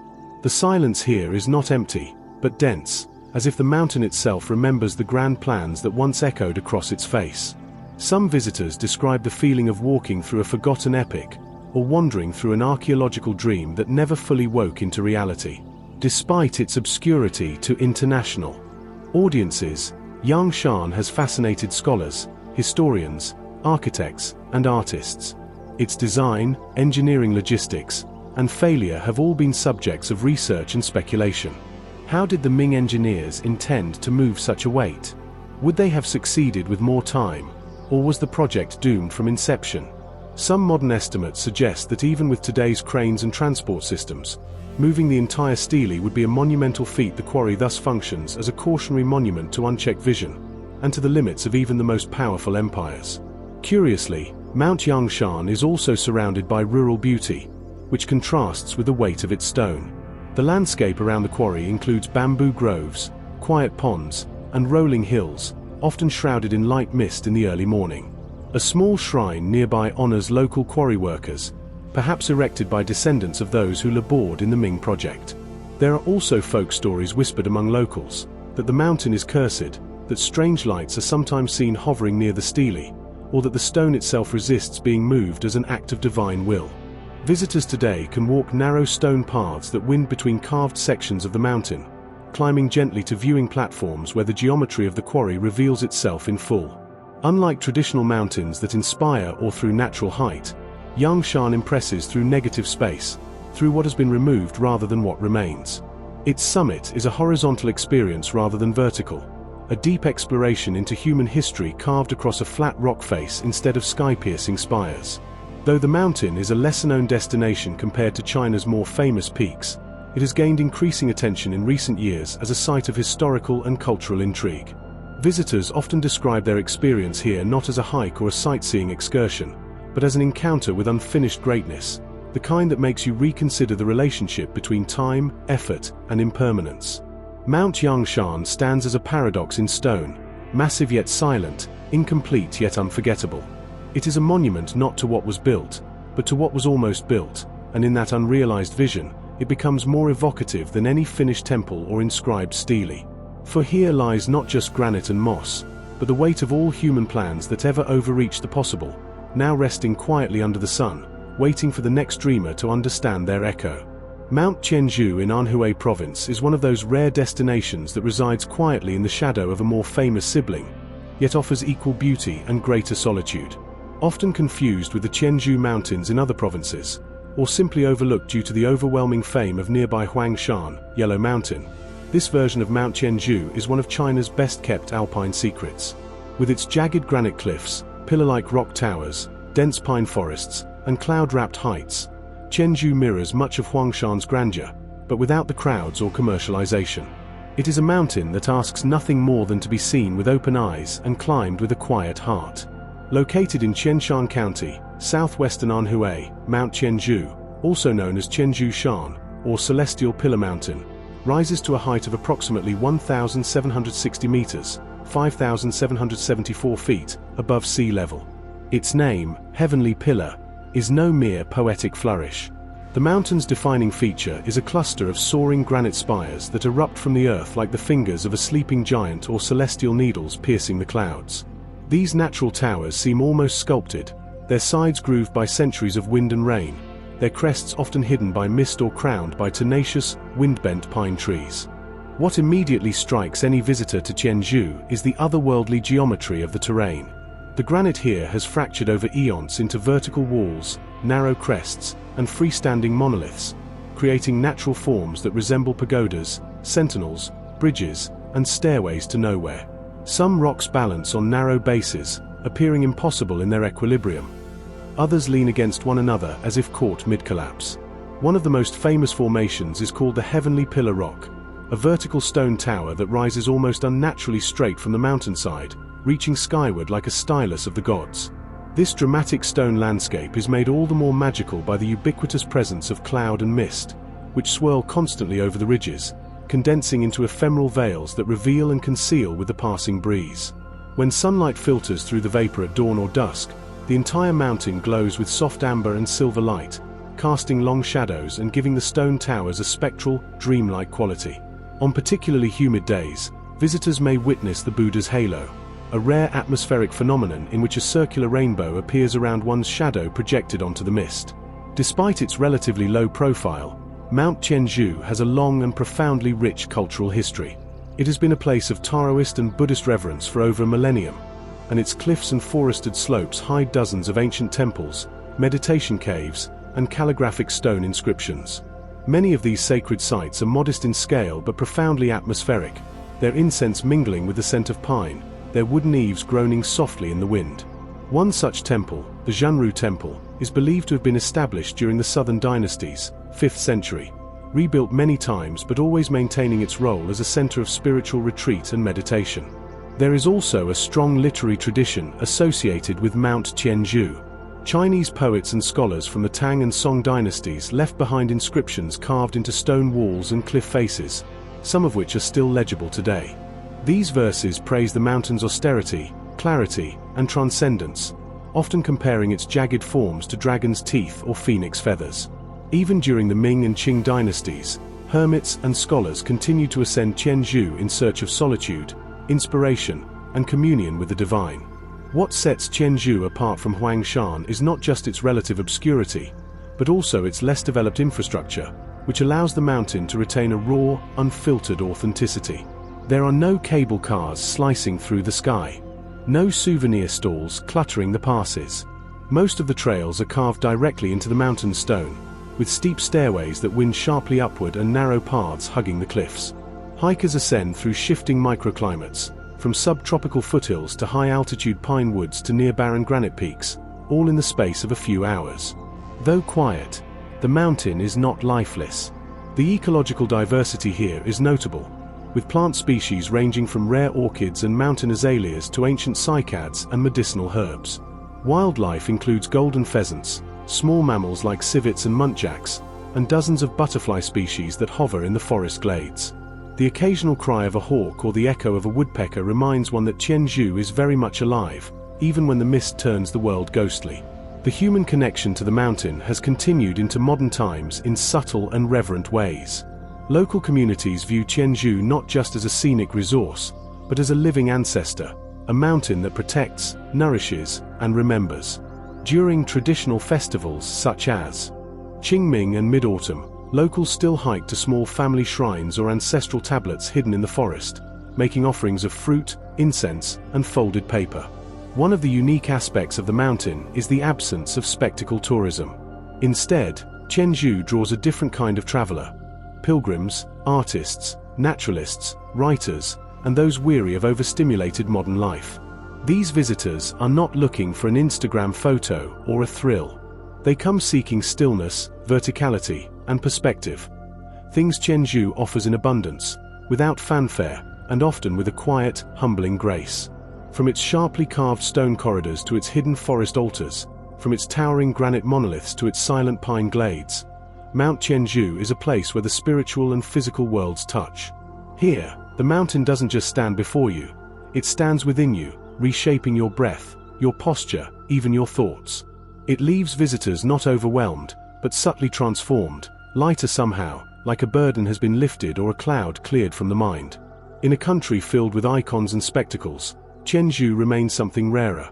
A sacred presence, understated yet indelible, a mountain that doesn't demand attention but quietly, deeply earns it. The northern slopes of Mount Jinfo, or Jinfoshan, unfold like a veiled wilderness in the southern reaches of Chongqing municipality, where the land begins to ripple and sink into the mysterious limestone folds of China's karst belt. Though Jinfoshan's main plateau is already famed for its biodiversity, sweeping vistas, and religious history, it is the remote and lesser-traveled northern flanks that harbor its most haunting and primeval secrets. Here, mist-wrapped forests, titanic sinkholes, and ancient subterranean networks create a realm that feels not just undiscovered, but almost untouched by time itself. Jinfoshan means Golden Buddha Mountain, a name derived from the glowing effect its cliffs emit during sunrise and sunset, especially when seen from a distance across the clouds. But that radiance fades into mystery as one moves down the northern slopes, where light struggles through dense canopies, and the land gives way to a geological wonderland shaped by millions of years of karst erosion. These are not mere foothills. They are deep, collapsing forests of stone and shadow, defined by vertical shafts, cliffside forests, and lush valleys swallowed by the earth. The karst landscape here is of global significance. Much like the iconic karst fields of Guilin or Wulong, Jinfoshan's limestone was carved by rain, underground rivers, and time into bizarrely shaped pinnacles, subterranean chambers, and vertical depressions. But unlike the postcard-perfect formations in those tourist-heavy areas, the northern face of Jinfoshan remains largely wild and seldom visited, with many areas accessible only to experienced spelunkers or scientists. This raw, largely unmapped terrain has earned the area international attention among geologists and biospeleologists, who believe it may contain new cave systems, unknown organisms, and some of the oldest surviving karst features in Asia. The most dramatic features are the sinkholes, some of which are among the deepest and widest in the country. Locals refer to these enormous depressions as changkengs, literally heavenly pits. From above, they look like enormous open mouths in the forest, their sheer walls often cloaked in vines and trees, dropping hundreds of meters into the earth. The most prominent among them is the Sanxiao Chengkeng, a vast pit often shrouded in fog, at whose base lies a hidden ecosystem of its own, ancient ferns, rare amphibians, and moss-covered boulders forming a landscape that resembles a prehistoric world. Descending into one of these changkengs is like entering the lungs of the earth. The air is cooler and thicker with humidity. Water drips endlessly from unseen heights. Vines hang from the lip of the sinkhole like ropes, and insects hum in the dark. The deeper you go, the more the surface world disappears, not just in space, but in sensation. Here, sound behaves differently. Light comes only in fragments. Even time feels slower, denser, more primal. Explorers who have ventured into these pits often report a profound sense of dislocation, not fear, but awe, a humbling reminder that there are still places on Earth that remain unconquered. Above the changkengs, the forests of the North Slopes are no less captivating. Shrouded in mist for much of the year, these forests support a bewildering range of flora and fauna. Jinfoshan sits at the junction of northern and southern subtropical climates, and as a result, hosts plant species from both zones. Cypress and fir share space with bamboo, rhododendron, and ginkgo, while cloud forest mosses coat everything from stones to tree trunks in a perpetual sheen of emerald. This forested belt is part of what makes Jinfoshan a UNESCO World Heritage Site as part of the South China Karst region, and the northern slopes are its most hidden jewel. The biodiversity is intense, fragile, and largely unexplored. Scientists have identified rare orchids, ancient cycads, endemic ferns, and newly documented fungi in these woods. Wildlife includes masked palm civets, serows, golden pheasants, and numerous species of insects and amphibians found nowhere else. The cliffs are nesting grounds for raptors, while the caverns shelter colonies of bats that likely predate human presence. Then there's the mystique of human absence. Unlike the more developed southern reaches of Jinfoshan, home to temples, cable cars, and hiking trails, the northern slopes remain largely void of infrastructure. A few shepherd trails wind precariously along ridgelines. Old stone markers stand half-hidden under moss, indicating ancient paths used by monks or mountain villagers centuries ago. Stories passed down through generations speak of immortal hermits, spirit caves, and talking stones, all wrapped in the Buddhist and Taoist cosmology that still hovers over the region like incense in the mist. One such tale involves the Cave of Silent Light, a semi-mythical cavern said to lie somewhere on the northern escarpment. According to legend, a monk entered the cave in the Tang dynasty and was never seen again, but those who passed near it during foggy dawns claim to hear faint chanting from the mountain itself. Whether metaphor or memory, such stories speak to the profound spiritual gravity of the mountain. Jinfoshan is not merely admired, it is revered, and never more so than in its most mysterious and secluded corners. The atmosphere here is intensely immersive. In the early morning, the fog rises from the gorges like smoke from unseen fires. Shafts of sunlight pierce the canopy like golden spears. Dew clings to every leaf, glinting like a galaxy scattered across the understory. Wind moves in long sighs through the trees, as if the mountain itself breathes. There is a sense, almost constant, of being watched, not by danger, but by memory. As if the mountain remembers everything, every step taken, every word whispered, every rain that ever fell on its stone. Those who seek out the northern slopes of Jinfoshan are rewarded not with spectacle, but with immersion. This is not a place that begs to be photographed. It is a place that demands to be experienced, preferably slowly, in silence, with reverence. Whether you're tracing a moss-lined path above a chengkeng, listening to the echo of dripping water in a cave mouth, or simply standing at the edge of a cliff watching clouds roll up from the abyss below, you're made to feel like a temporary guest in a permanent world. One that predates you and will outlast you. Mount Jinfo's northern flanks are a reminder that the most unreal places are often those that resist being fully known, that hold their mysteries not in spite of their inaccessibility, but because of it. Here, the earth has cracked open and built cathedrals of stone and shadow. And here, if you are quiet, you can hear the mountain whisper secrets meant only for those willing to listen. Mount Shatai, or Shataishan, nestled within Anhui province, is one of those gentle yet deeply textured mountains that seem to embody the soul of the southern Chinese landscape. Not with towering, snow-capped peaks or mystical spires, but with an unassuming harmony of stone, water, forest, and culture. Known across the region for its ancient tea-growing traditions, tranquil river gorges, and pine-fringed rock formations, Shitaishan stands as a poetic embodiment of Chinese landscape painting brought to life. It's a mountain of balance rather than extremes, quiet rather than dramatic, yet it leaves an imprint just as lasting. Located in Shitai County, near the city of Kaiju, Mount Shitai sits within the broader Huangshan-Juhuashan ecological corridor, benefiting from a temperate climate, ample rainfall, and dense biodiversity. Though it lacks the global fame of its nearby cousins, Huangshan, Yellow Mountain, to the northeast and Juhuashan to the east, Shitaishan offers something those tourist-packed peaks often cannot: stillness, intimacy, and a deep-rooted connection to the lives and labors of the people who dwell along its flanks. The mountain's name, Shitai, meaning stone terrace, is more than just a geographic description. It captures the essential form of the mountain itself: broad, stepped ridges rising like great stone platforms, layered in pine trees and carved over millennia by wind and water. These ridges lend the mountain a terraced silhouette, and on misty mornings, they appear to float above the valleys like islands in a sea of cloud. Weathered granite outcrops mark the summits, often cracked and gnarled like ancient scrolls, while hardy Chinese pines cling tenaciously to the stone, their roots twisting through the rock like calligraphy strokes etched into the earth. The air in Shitaishan is famously clear and fragrant, carrying with it the scent of pine, bamboo, and fresh tea leaves. The region is one of the birthplaces of China's celebrated tea culture, and it is home to Shitai Injun, Shitai Silver Needle, a rare and revered white tea known for its smooth taste and silvery white buds. The slopes of the lower mountain are dotted with small-scale tea farms, their neat rows of bushes hugging the hillsides in elegant undulations. Locals have grown and harvested tea here for generations, using techniques passed down through families, often harvesting by hand, and processing the leaves in traditional stone-floored drying houses. In spring, the mountain comes alive with tea pickers in conical hats, their baskets slung over their backs, singing folk songs as they pluck the delicate shoots. This time of year draws not only farmers, but poets, painters, and tea connoisseurs, all seeking to experience the ephemeral joy of the first flush, those earliest, most fragrant leaves gathered before the Qingming festival.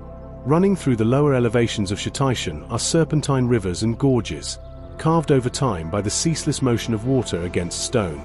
Chief among them is the Gaohe River, a meandering, crystalline stream that cuts through forest and canyon, creating natural pools, waterfalls, and mossy cliffs.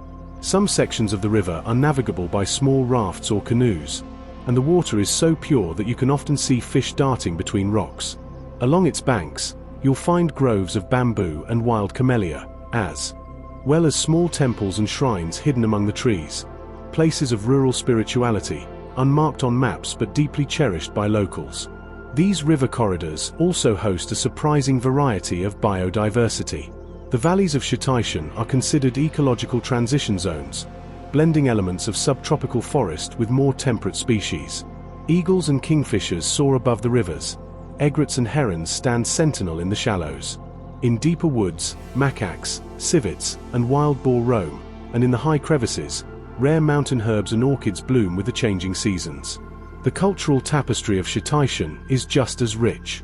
Scattered across the mountain are ancient stone inscriptions, many dating back to the Song and Ming dynasties, carved into cliff walls by monks, hermits, or traveling scholars. These inscriptions often combine Taoist aphorisms, Buddhist sutras, and classical poetry, turning the mountain itself into a scroll of stone and spirit. Many of these carvings are located near the remnants of old monasteries or hermitages, some long abandoned, others still maintained by a handful of resident monks or Daoist practitioners. One such site is the Qingfeng Hermitage, a modest wooden structure clinging to a rocky ledge overlooking a pine valley. It is said that a Tang dynasty scholar, heartbroken over court intrigue and betrayal, retreated here and lived in silence for the rest of his life, composing poetry etched directly into the stone floor of his chamber. To this day, pilgrims and wanderers climb to Qingfeng to sit in his place, listen to the wind, and write their own verses in quiet homage. Unlike Huangshan celebrity peaks and high-speed cable cars, Shitaishan has resisted mass tourism. The trails here are stone paths and earthen tracks, winding gently through groves and ridgelines. There are no turnstiles or neon signs, just wooden bridges over rivers, simple stone steps leading to viewpoints, and the occasional red ribbon fluttering on a tree, left behind by someone who made a wish to the mountain and hoped the wind would carry it upward. Perhaps the most enchanting quality of Mount Shatai is how intimately it ties human life to the land. Here, the mountain is not a distant peak to be conquered or admired from afar. It is a daily companion, a provider, a silent teacher. The people who live in its shadow, tea growers, forest rangers, monks, schoolchildren, do not see it as something extraordinary. They see it as a presence, an elder, an everyday sacredness. Climbing Shitaishan is not about chasing vistas. It is about falling into rhythm with the mountain's breath, the slow drip of water from a gorge wall, the distant laughter of farmers in the fields, the rustle of wind through ancient pines. It's about realizing that beauty can be quiet, sacredness can be humble, and some of China's most unreal places are not defined by spectacle but by a deep-rooted stillness. And as you descend, fingers stained faintly with tea leaves, boots dusted with river silt, and lungs full of pine-scented air, you carry with you not just the memory of Mount Shatai, but the sense of having been, however briefly, part of its timeless story. Mount Danxia, at the heart of Danxiashan World Geopark in northern Guangdong province, is a landscape that feels entirely unearthly, like a vision conjured from a forgotten myth or a surrealist painting rendered in shades of flame.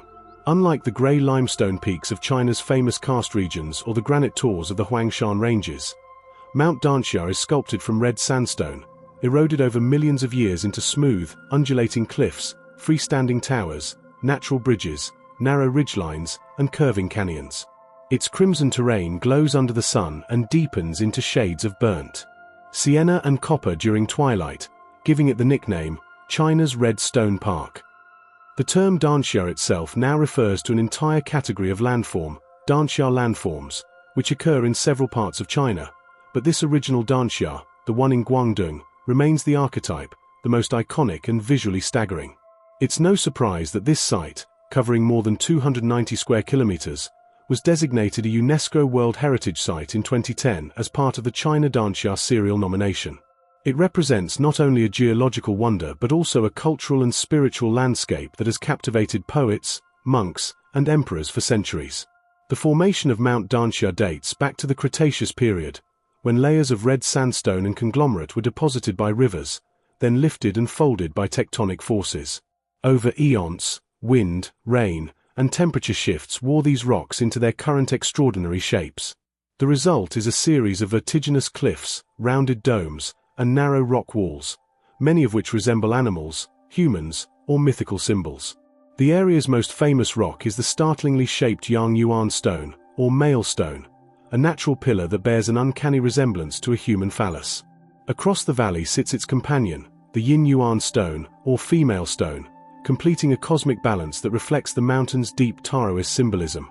Indeed, spirituality is woven deeply into the stone of Danxia. The mountain is home to numerous cliffside temples and hermitages, some precariously perched on narrow ledges or tucked into natural caves. The Biechuan Temple, nestled halfway up the main ridge, is one of the most atmospheric, its red-tiled roofs blending with the surrounding rock, as if the structure grew from the mountain itself. Dating back to the Song dynasty, the temple houses ancient Buddhist carvings, weathered stone steps, and bell towers that echo across the valleys in the early morning mist. Another stunning sight is the Longzhua Rock, or Dragon Claw Rock, a sheer cliff with 5 sharp ridges that claw up into the sky like the talon of a celestial beast. Pilgrims and hikers make the climb to the top via a narrow footpath of stone steps and metal railings, each step opening onto more breath-stealing views. Winding rivers far below, forests covering valley floors like green smoke, and neighboring peaks jutting into the horizon like rust-colored waves frozen mid-surge. Despite the dramatic heights and steep slopes, Mount Danxia is surprisingly accessible. A network of stone-carved staircases, bridges, and hiking paths allows explorers to wander from gorge floor to mountain crest, from humid forest to wind-blasted summit. One of the most rewarding trails leads to Jinjiang River, a serpentine ribbon of jade that snakes through the valley, its calm surface reflecting the blood-red cliffs like a painter's brushstroke. Along its banks, one finds ancient rock inscriptions, Taoist prayer sites, and small pavilions ideal for resting and watching the shifting light play across the sandstone. Geologically speaking, Danxia's formations are composed mainly of red conglomerate and sandstone, cemented together and vertically fractured in ways that allow for dramatic erosion. Rainwater seeps into these cracks and slowly breaks the stone apart, while gravity pulls the resulting blocks downward. Over time, this process creates isolated towers, narrow ridges, and natural bridges, some so thin and tall that they appear almost too delicate to stand. The juxtaposition of softness and monumentality gives the entire mountain a dreamlike, sculptural quality. The area's biodiversity is equally remarkable, especially when viewed in contrast to the seemingly arid stone. Subtropical forests, rich in broadleaf trees, palms, cycads, and flowering plants, thrive in the moist valleys and shaded slopes. Danxia is home to over 400 species of vertebrates, including the rare Chinese pangolin, macaques, civets, and over 100 species of birds. The Danxia tree frog, endemic to the region, is a symbol of the park's fragile ecology and one of its most elusive inhabitants. The symbiotic relationship between the stone and the forest lends the mountain its full power, hard and soft, bare and blooming, nature in total balance. In cultural terms, Mount Danxia has inspired poets, philosophers, and mystics for centuries. Some of the earliest records from the Tang dynasty describe hermits who lived in the cliff caves, meditating in seclusion for decades. Local legends speak of a celestial fox spirit that guards the mountain, appearing only to those who climb with a pure heart and silent mind. One tale tells of a monk who scaled the highest peak to pray for his village during a drought. The next morning, rain fell and green vines burst from the stone, an event still celebrated in the nearby town of Shaoguan during the annual Stone Bloom Festival. Unlike some of China's more urbanized natural sites, Danxia has remained relatively peaceful and contemplative, thanks to its protected status and careful management. There are eco-lodges and village homestays that allow visitors to stay within the park, surrounded by silence and sandstone. Nighttime brings an entirely different magic. The cliffs turn deep burgundy, the stars emerge sharp and cold in the mountain air, and nocturnal sounds echo from the valleys. The hoot of an owl, the rush of a distant stream, the whisper of wind across rock. Hiking Mount Danxia is a visceral and visual experience. Every twist in the path reveals a new geometry of stone, a new shade of red, a new contrast between earth and sky. But it is also deeply emotional. Something about the curves and shapes, the quiet cliffside temples, and the ancient stories carved into the walls make one feel as though they are walking inside the Chinese imagination itself, inside a myth made manifest. For those willing to wander slowly, to let the stones speak and the forest breathe, Mount Danxia becomes more than a natural wonder. It becomes a threshold between time and eternity, a red cathedral of sky and earth, where the unreal becomes real, and the real takes on a dreamlike glow that lingers in the memory long after the descent. Mount Taihang, or Taihangshan, is not a singular peak but a vast mountain chain stretching across the provinces of Hebei, Shaanxi, and Henan, forming a monumental natural wall that separates the North China Plain from the higher elevations of the Lurs Plateau. This immense range, running for over 400 kilometers, has long served as a cultural, ecological, and strategic frontier, a place where kingdoms rose and fell, where philosophers meditated, and where cliffs and canyons hold stories older than memory. In contrast to the polished allure of southern China's karst towers or the cloud-wrapped elegance of places like Huangshan, the Taihang Mountains are rugged, massive, and solemn, defined by sheer cliffs, high ridgelines, vertical gorges, and a fierce geological profile carved over hundreds of millions of years. The range is composed primarily of Precambrian and Paleozoic rock, including thick strata of sandstone and limestone that have been thrust upward by tectonic activity. The result is a staircase-like massif, rising dramatically from the plains in the east and descending in terraces and fault blocks toward the west. What makes Taihangshan especially compelling is not only its scale but the extraordinary human interventions that have interacted with this hostile terrain over centuries. The most astonishing among them is the cliff road network, a series of precarious passages carved directly into vertical rock walls by local villagers, some as recently as the 20th century. These roads, often no more than a few meters wide, are hewn from solid stone and spiral around canyon edges, pass through hand-dug tunnels, and cling to cliffs hundreds of meters above the valley floors.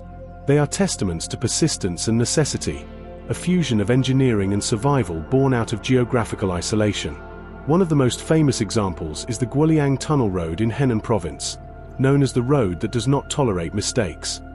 Dug by 13 villagers over the course of 5 years using only hand tools and explosives, the tunnel clings to the Taihang cliffs like a scar. It pierces through solid rock for over 1.2 kilometers, with windows opening to dizzying views of the valley below. The road connects the once isolated village of Guoliang to the outside world and has since become a symbol of rural ingenuity and tenacity, now attracting visitors not only for its engineering marvel but also for its surrounding scenery: cascading cliffs, lush forests, and ancient trails etched into stone. Canyons are a defining feature of the Taihangshan Range. The Red Flag Canal, another monumental human feat, channels water through the mountains from the Zhong River and includes long sections carved along canyon walls. But nature is equally the artist here. The Taihang Grand Canyon, stretching across the border between Hebei and Shaanxi, features vertical drops of over 1,000 meters, narrow slot canyons, and rivers that vanish into stone chambers. These natural corridors echo with the sound of waterfalls and the rustle of pine needles far above. Mist often gathers in the chasms, curling like smoke around cliff edges, making it seem like the mountain is breathing. Within the gorges lie stone villages, some abandoned, others still clinging to life. Homes are built from the same stone that surrounds them, and in some cases, even carved directly into the cliff walls, merging human dwelling with the bones of the earth. There are terraced fields perched impossibly on mountain ledges, ancestral shrines hidden in caves, and goat paths that wind across ridgelines where eagles soar and clouds cling to rock. The vegetation in Taihangshan is as varied as the altitudes it spans. At lower elevations, one finds scrubby oak forests, wild persimmon, and acacia, while higher up grow ancient cypress, Chinese pines, and rare medicinal herbs used in traditional remedies. Wildlife includes leopards, golden eagles, wild boar, and foxes, while rivers and glacial streams host species of trout and endemic amphibians. In spring, the cliffs burst into bloom with wild cherry and mountain azalea, painting the stone in fleeting shades of pink and white.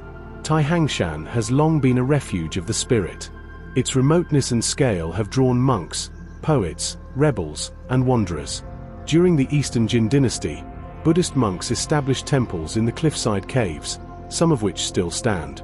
In the Tang and Song dynasties, reclusive scholars and Daoist sages wandered these ridges, writing about emptiness, wind, and mountain silence, viewing the Taihang not as a barrier, but as a doorway to transcendence. One such sacred site is the Wangwu Mountain, located at the southern tail of the Taihang Range.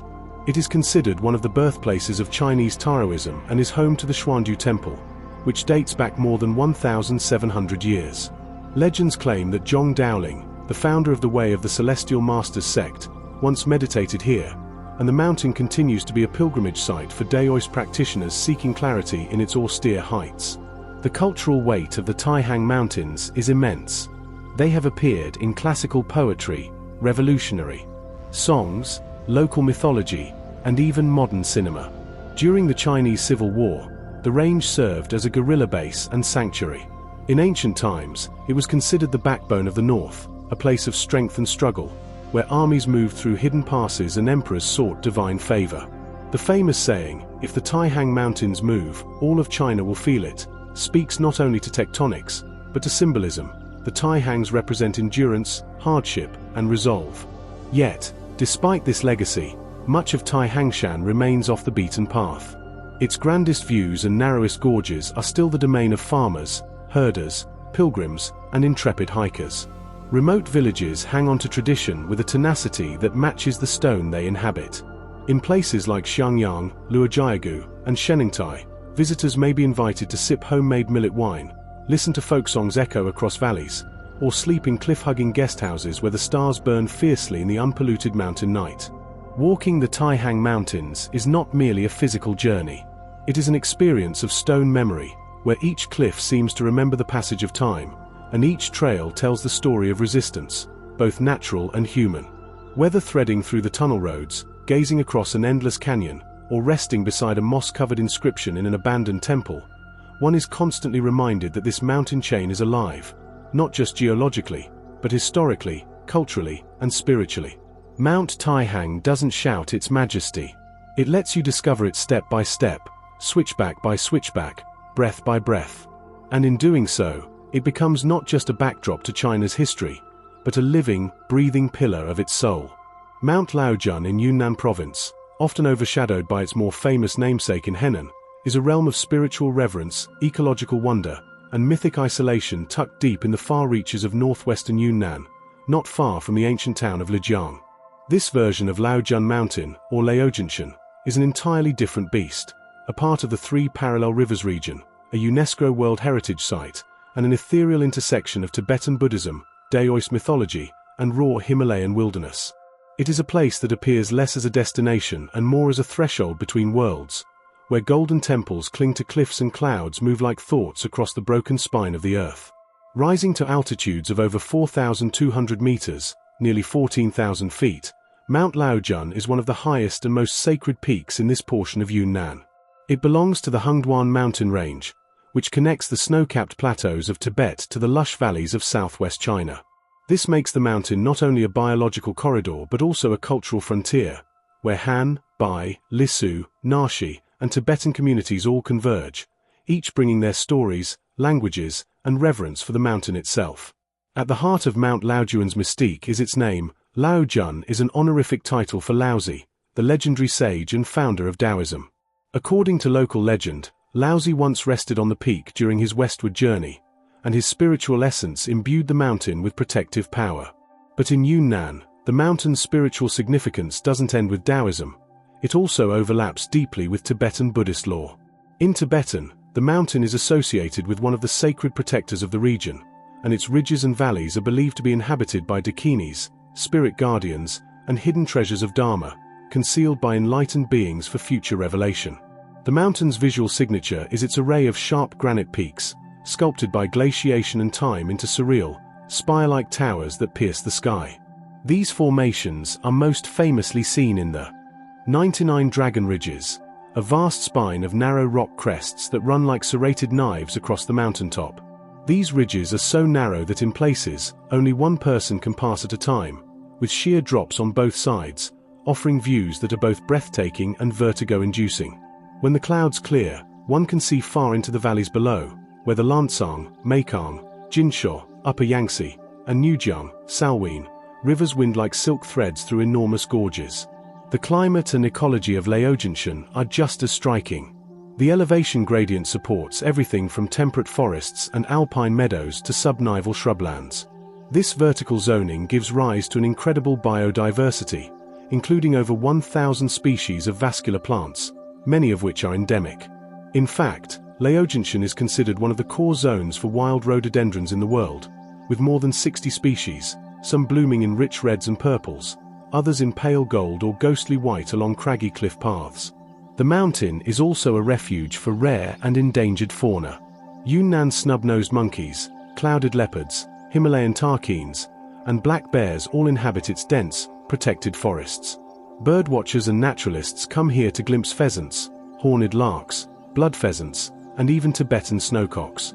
The mosses and lichens that cloak the rocks at high elevations speak to an atmosphere of near-constant moisture, fed by mist, snowmelt, and mountain rain. For pilgrims and adventurers, the spiritual heartbeat of Laojianshan lies in its temples and hermitages, many of which are built in places that seem impossible. Perched on cliff ledges, tucked into caves, or standing alone on wind-blasted summits. The Golden Top Temple, a gilded sanctuary built in traditional Tibetan Buddhist style, is the most iconic. Reached only after a steep ascent up hundreds of stone steps, it glows like a beacon during sunrise and sunset, its golden roof tiles reflecting the light across the cloud seas that often engulf the surrounding ridges. Monks and lay pilgrims hike to the summit every year for ritual circumambulation, kora, circling the temple and the surrounding sacred stones while chanting prayers and spinning prayer wheels.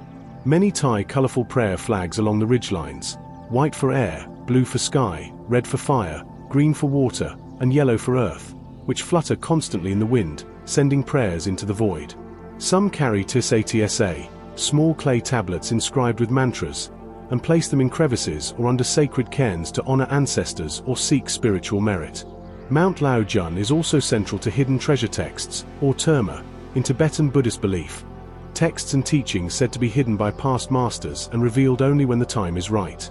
According to local tradition, at least 3 such terma sites exist within the caves of Laojianshan, waiting for the right spiritual adept to find them. This belief contributes to the mountain's mythic resonance, where landscape and enlightenment intertwine, and the geography itself becomes part of the cosmic map. There are few roads in the higher regions of Zhongshan. Most of the mountain must be traversed on foot or yak-back, with wooden planks, stone staircases, and rope bridges connecting key pilgrimage sites. During certain seasons, particularly in May and September, the ridges become flooded with alpine flowers, especially primulas, gentians, and edelweiss, creating a riot of color against the brooding sky. Mornings begin in fog and end in brilliance. Afternoons bring swift storms and bursts of sunshine. The air is thin, sharp, and perfumed with a mingling of incense smoke and juniper. Despite its beauty and spiritual gravitas, Mount Zongsan remains remarkably uncommercialized. It is protected both as part of a national nature reserve and as a core component of the Three Parallel Rivers World Heritage Site, ensuring its fragile ecosystems and sacred sites are preserved. Local ethnic communities, primarily Naxi and Lisu, play a key role in stewarding the land. Their village traditions, seasonal festivals, and spiritual practices are deeply interwoven with the mountain's rhythms. In homes made of timber and stone, villagers still burn butter lamps, recite sutras, and tell stories of mountain gods that take the shape of clouds and deer. Climbing Mount Zongsan is not simply an act of exploration, it is a pilgrimage of the body and mind. The terrain challenges your endurance, the silence tests your thoughts, and the altitude strips away the noise of the world below.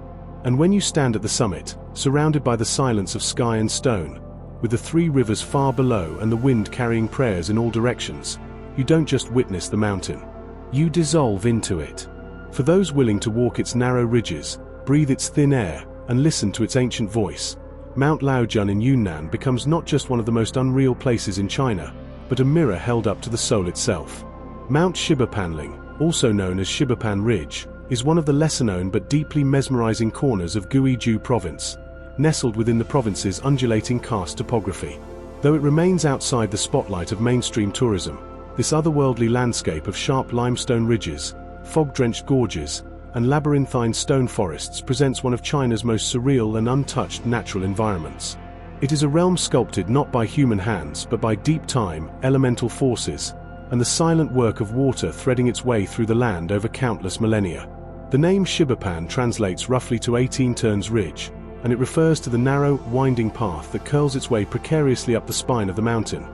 A series of hairpin bends that test both leg and lung, ascending through thick mist, mossy outcrops, and ever-tightening folds of rock. It's a path etched into one of the most jagged karst ranges in the region, where the very earth appears to rise up in brittle fangs, and the air is often so saturated with moisture that the entire mountain seems to float in cloud.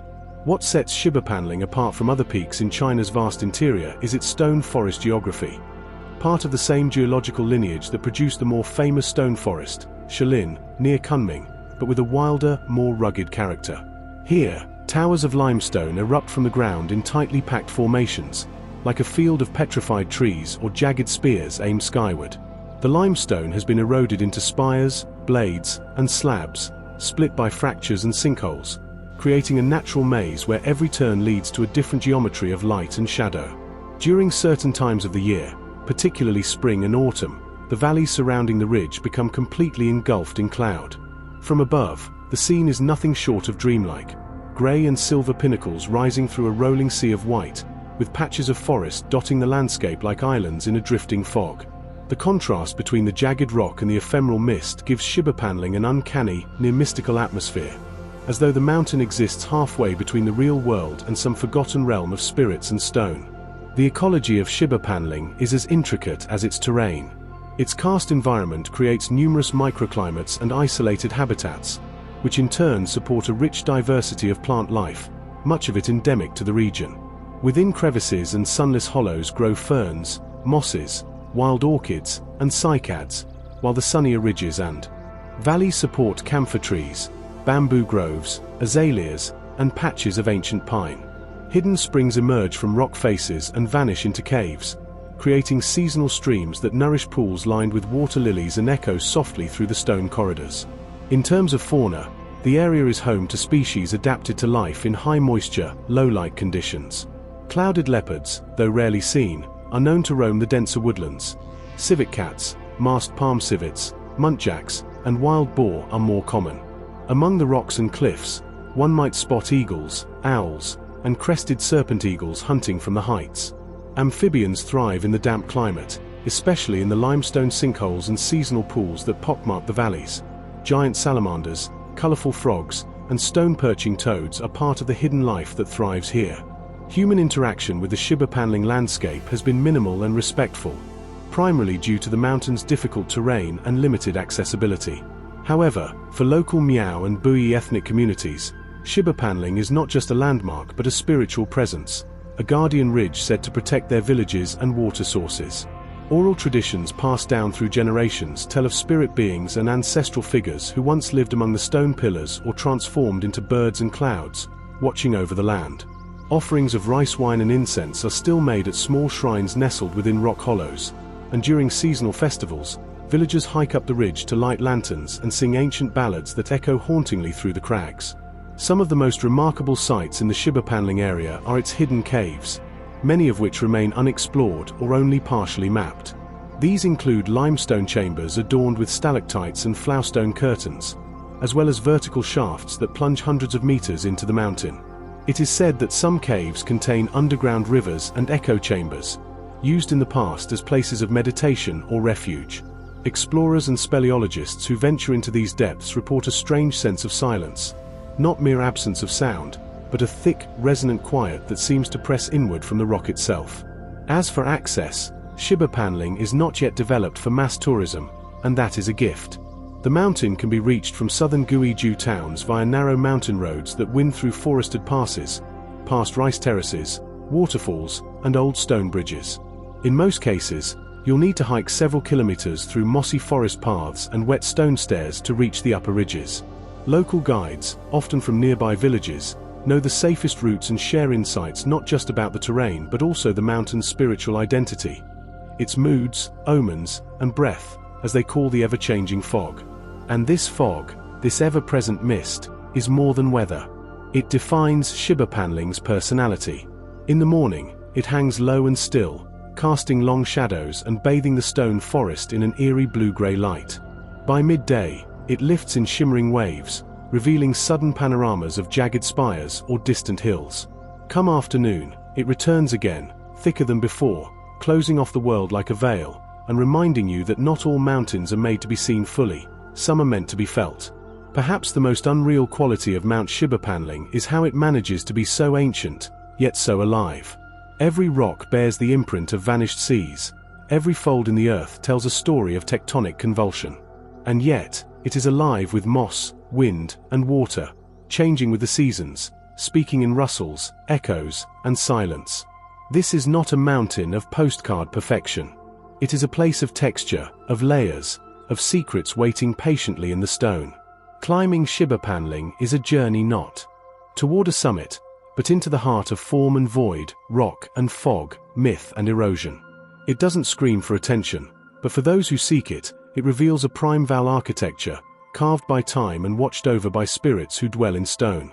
Mount Malan, or Malanshan, rises from the vast, wind-swept steppes of Inner Mongolia, not as a towering alpine giant, but as a solitary sentinel, an ancient and storied massif that watches silently over the transition zone between China's northern grasslands and its harsher desert interior. Unlike China's famous mist-shrouded peaks or glacial ranges, Mount Malan is a low-slung, iron-colored mountain, defined less by height and more by its strategic prominence, geological resilience, and an almost timeless solitude that evokes the sweep of empires and the thunder of hooves. Standing at just over 1,600 meters, Mount Malan is modest in elevation but monumental in context. It lies in western Inner Mongolia, in the arid borderland between the Ordos Plateau and the Daking mountain system, surrounded on all sides by endless expanses of prairie, semi-desert scrub, and gravel plains. From a distance, the mountain appears as a dark, jagged extrusion rising abruptly from the flatness, its cliffs etched with gullies and capped by broken ridgelines where the wind never stops blowing. The very name Malanshan is saturated with military overtones. The word Malan, in ancient texts, was associated with strategic outposts, and the mountain has long been a natural fortress in a landscape otherwise open and exposed. For millennia, it served as a military lookout, a signal tower site, and even a fortified redoubt, owing to its commanding views over the surrounding terrain.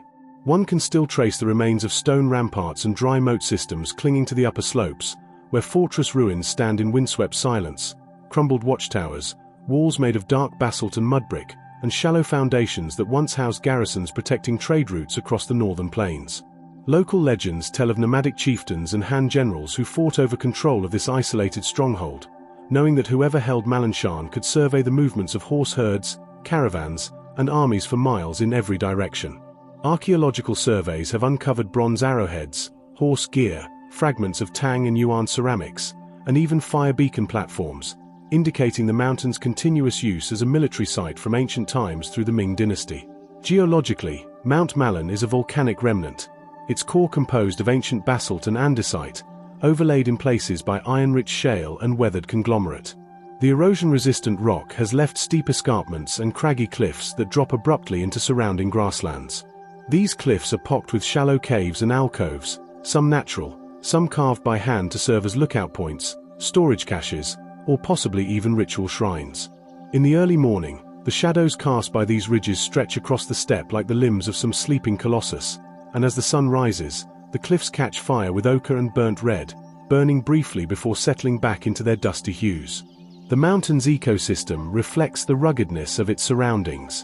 Unlike southern China's lush forests or alpine meadows, Malinshan exists within a dry, high-steppe environment, dominated by hardy grasses, wild thyme, sagebrush, and low juniper scrub.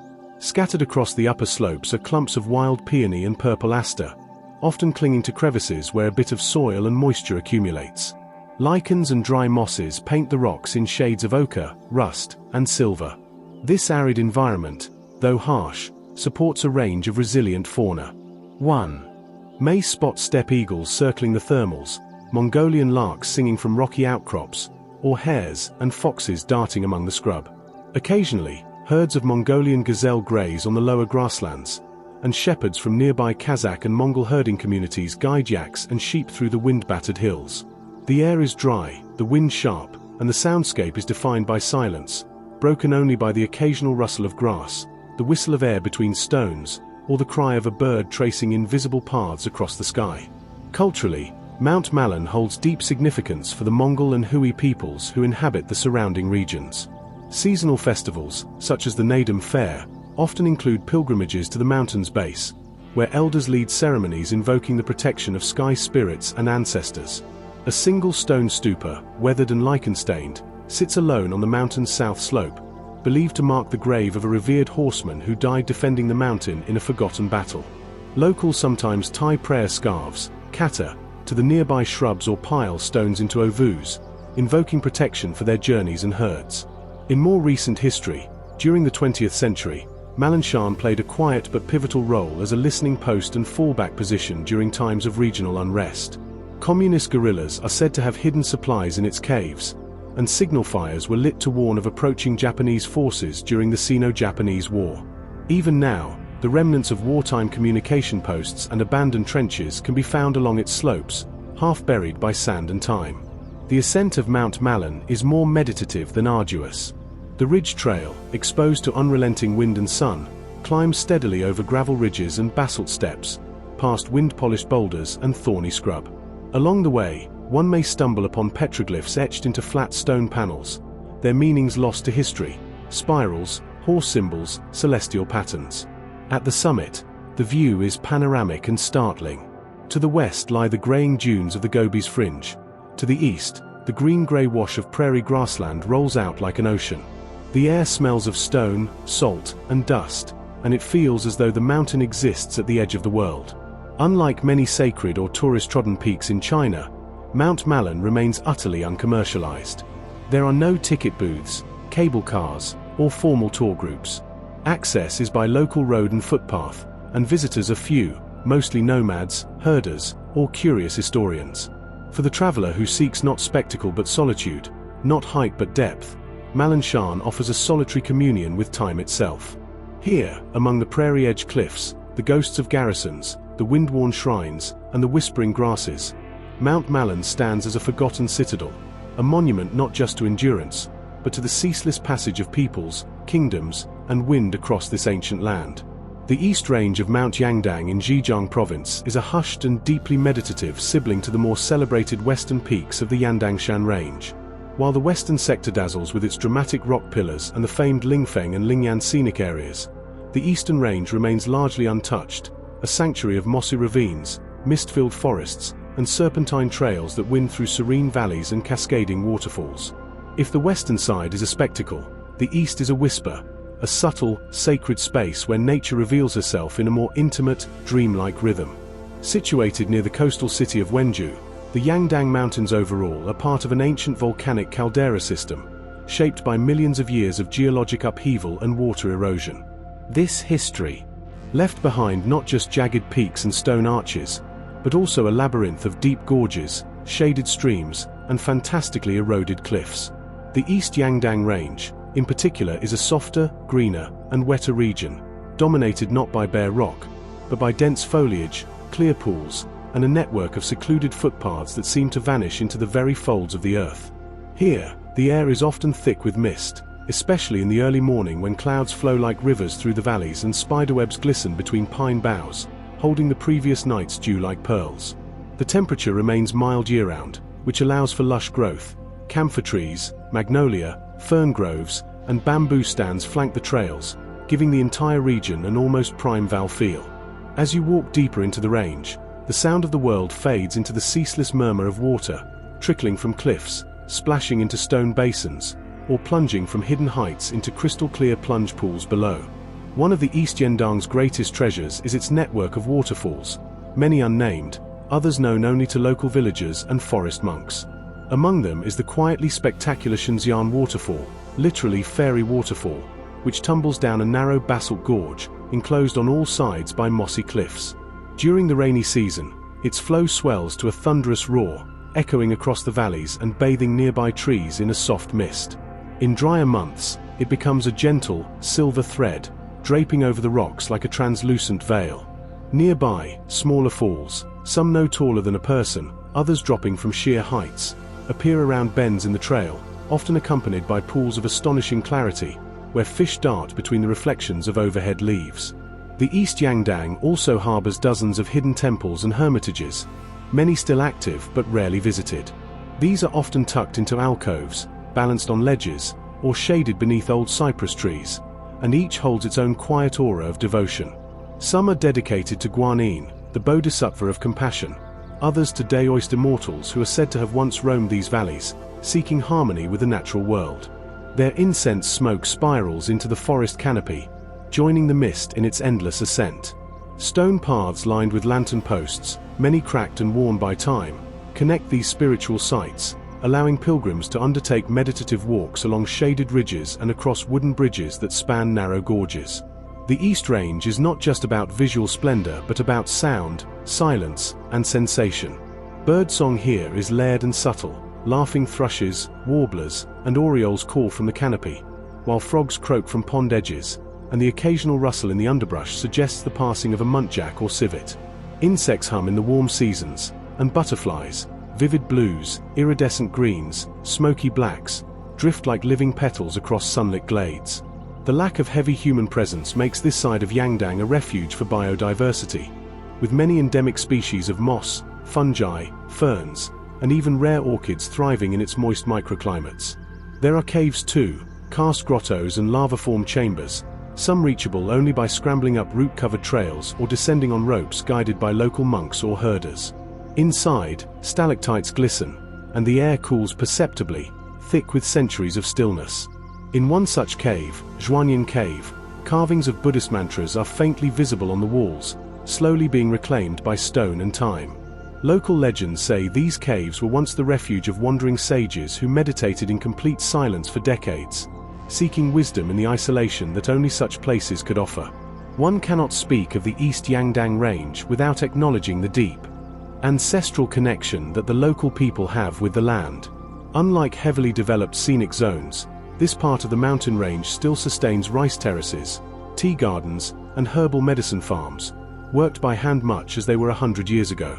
Villages like Zikeng and Shuangxi nestle at the edge of the forest, their homes constructed from local stone and clay, and it's not uncommon for a hiker to be offered a bowl of wild herb soup or freshly steamed buns by a smiling villager curious about a traveler's path.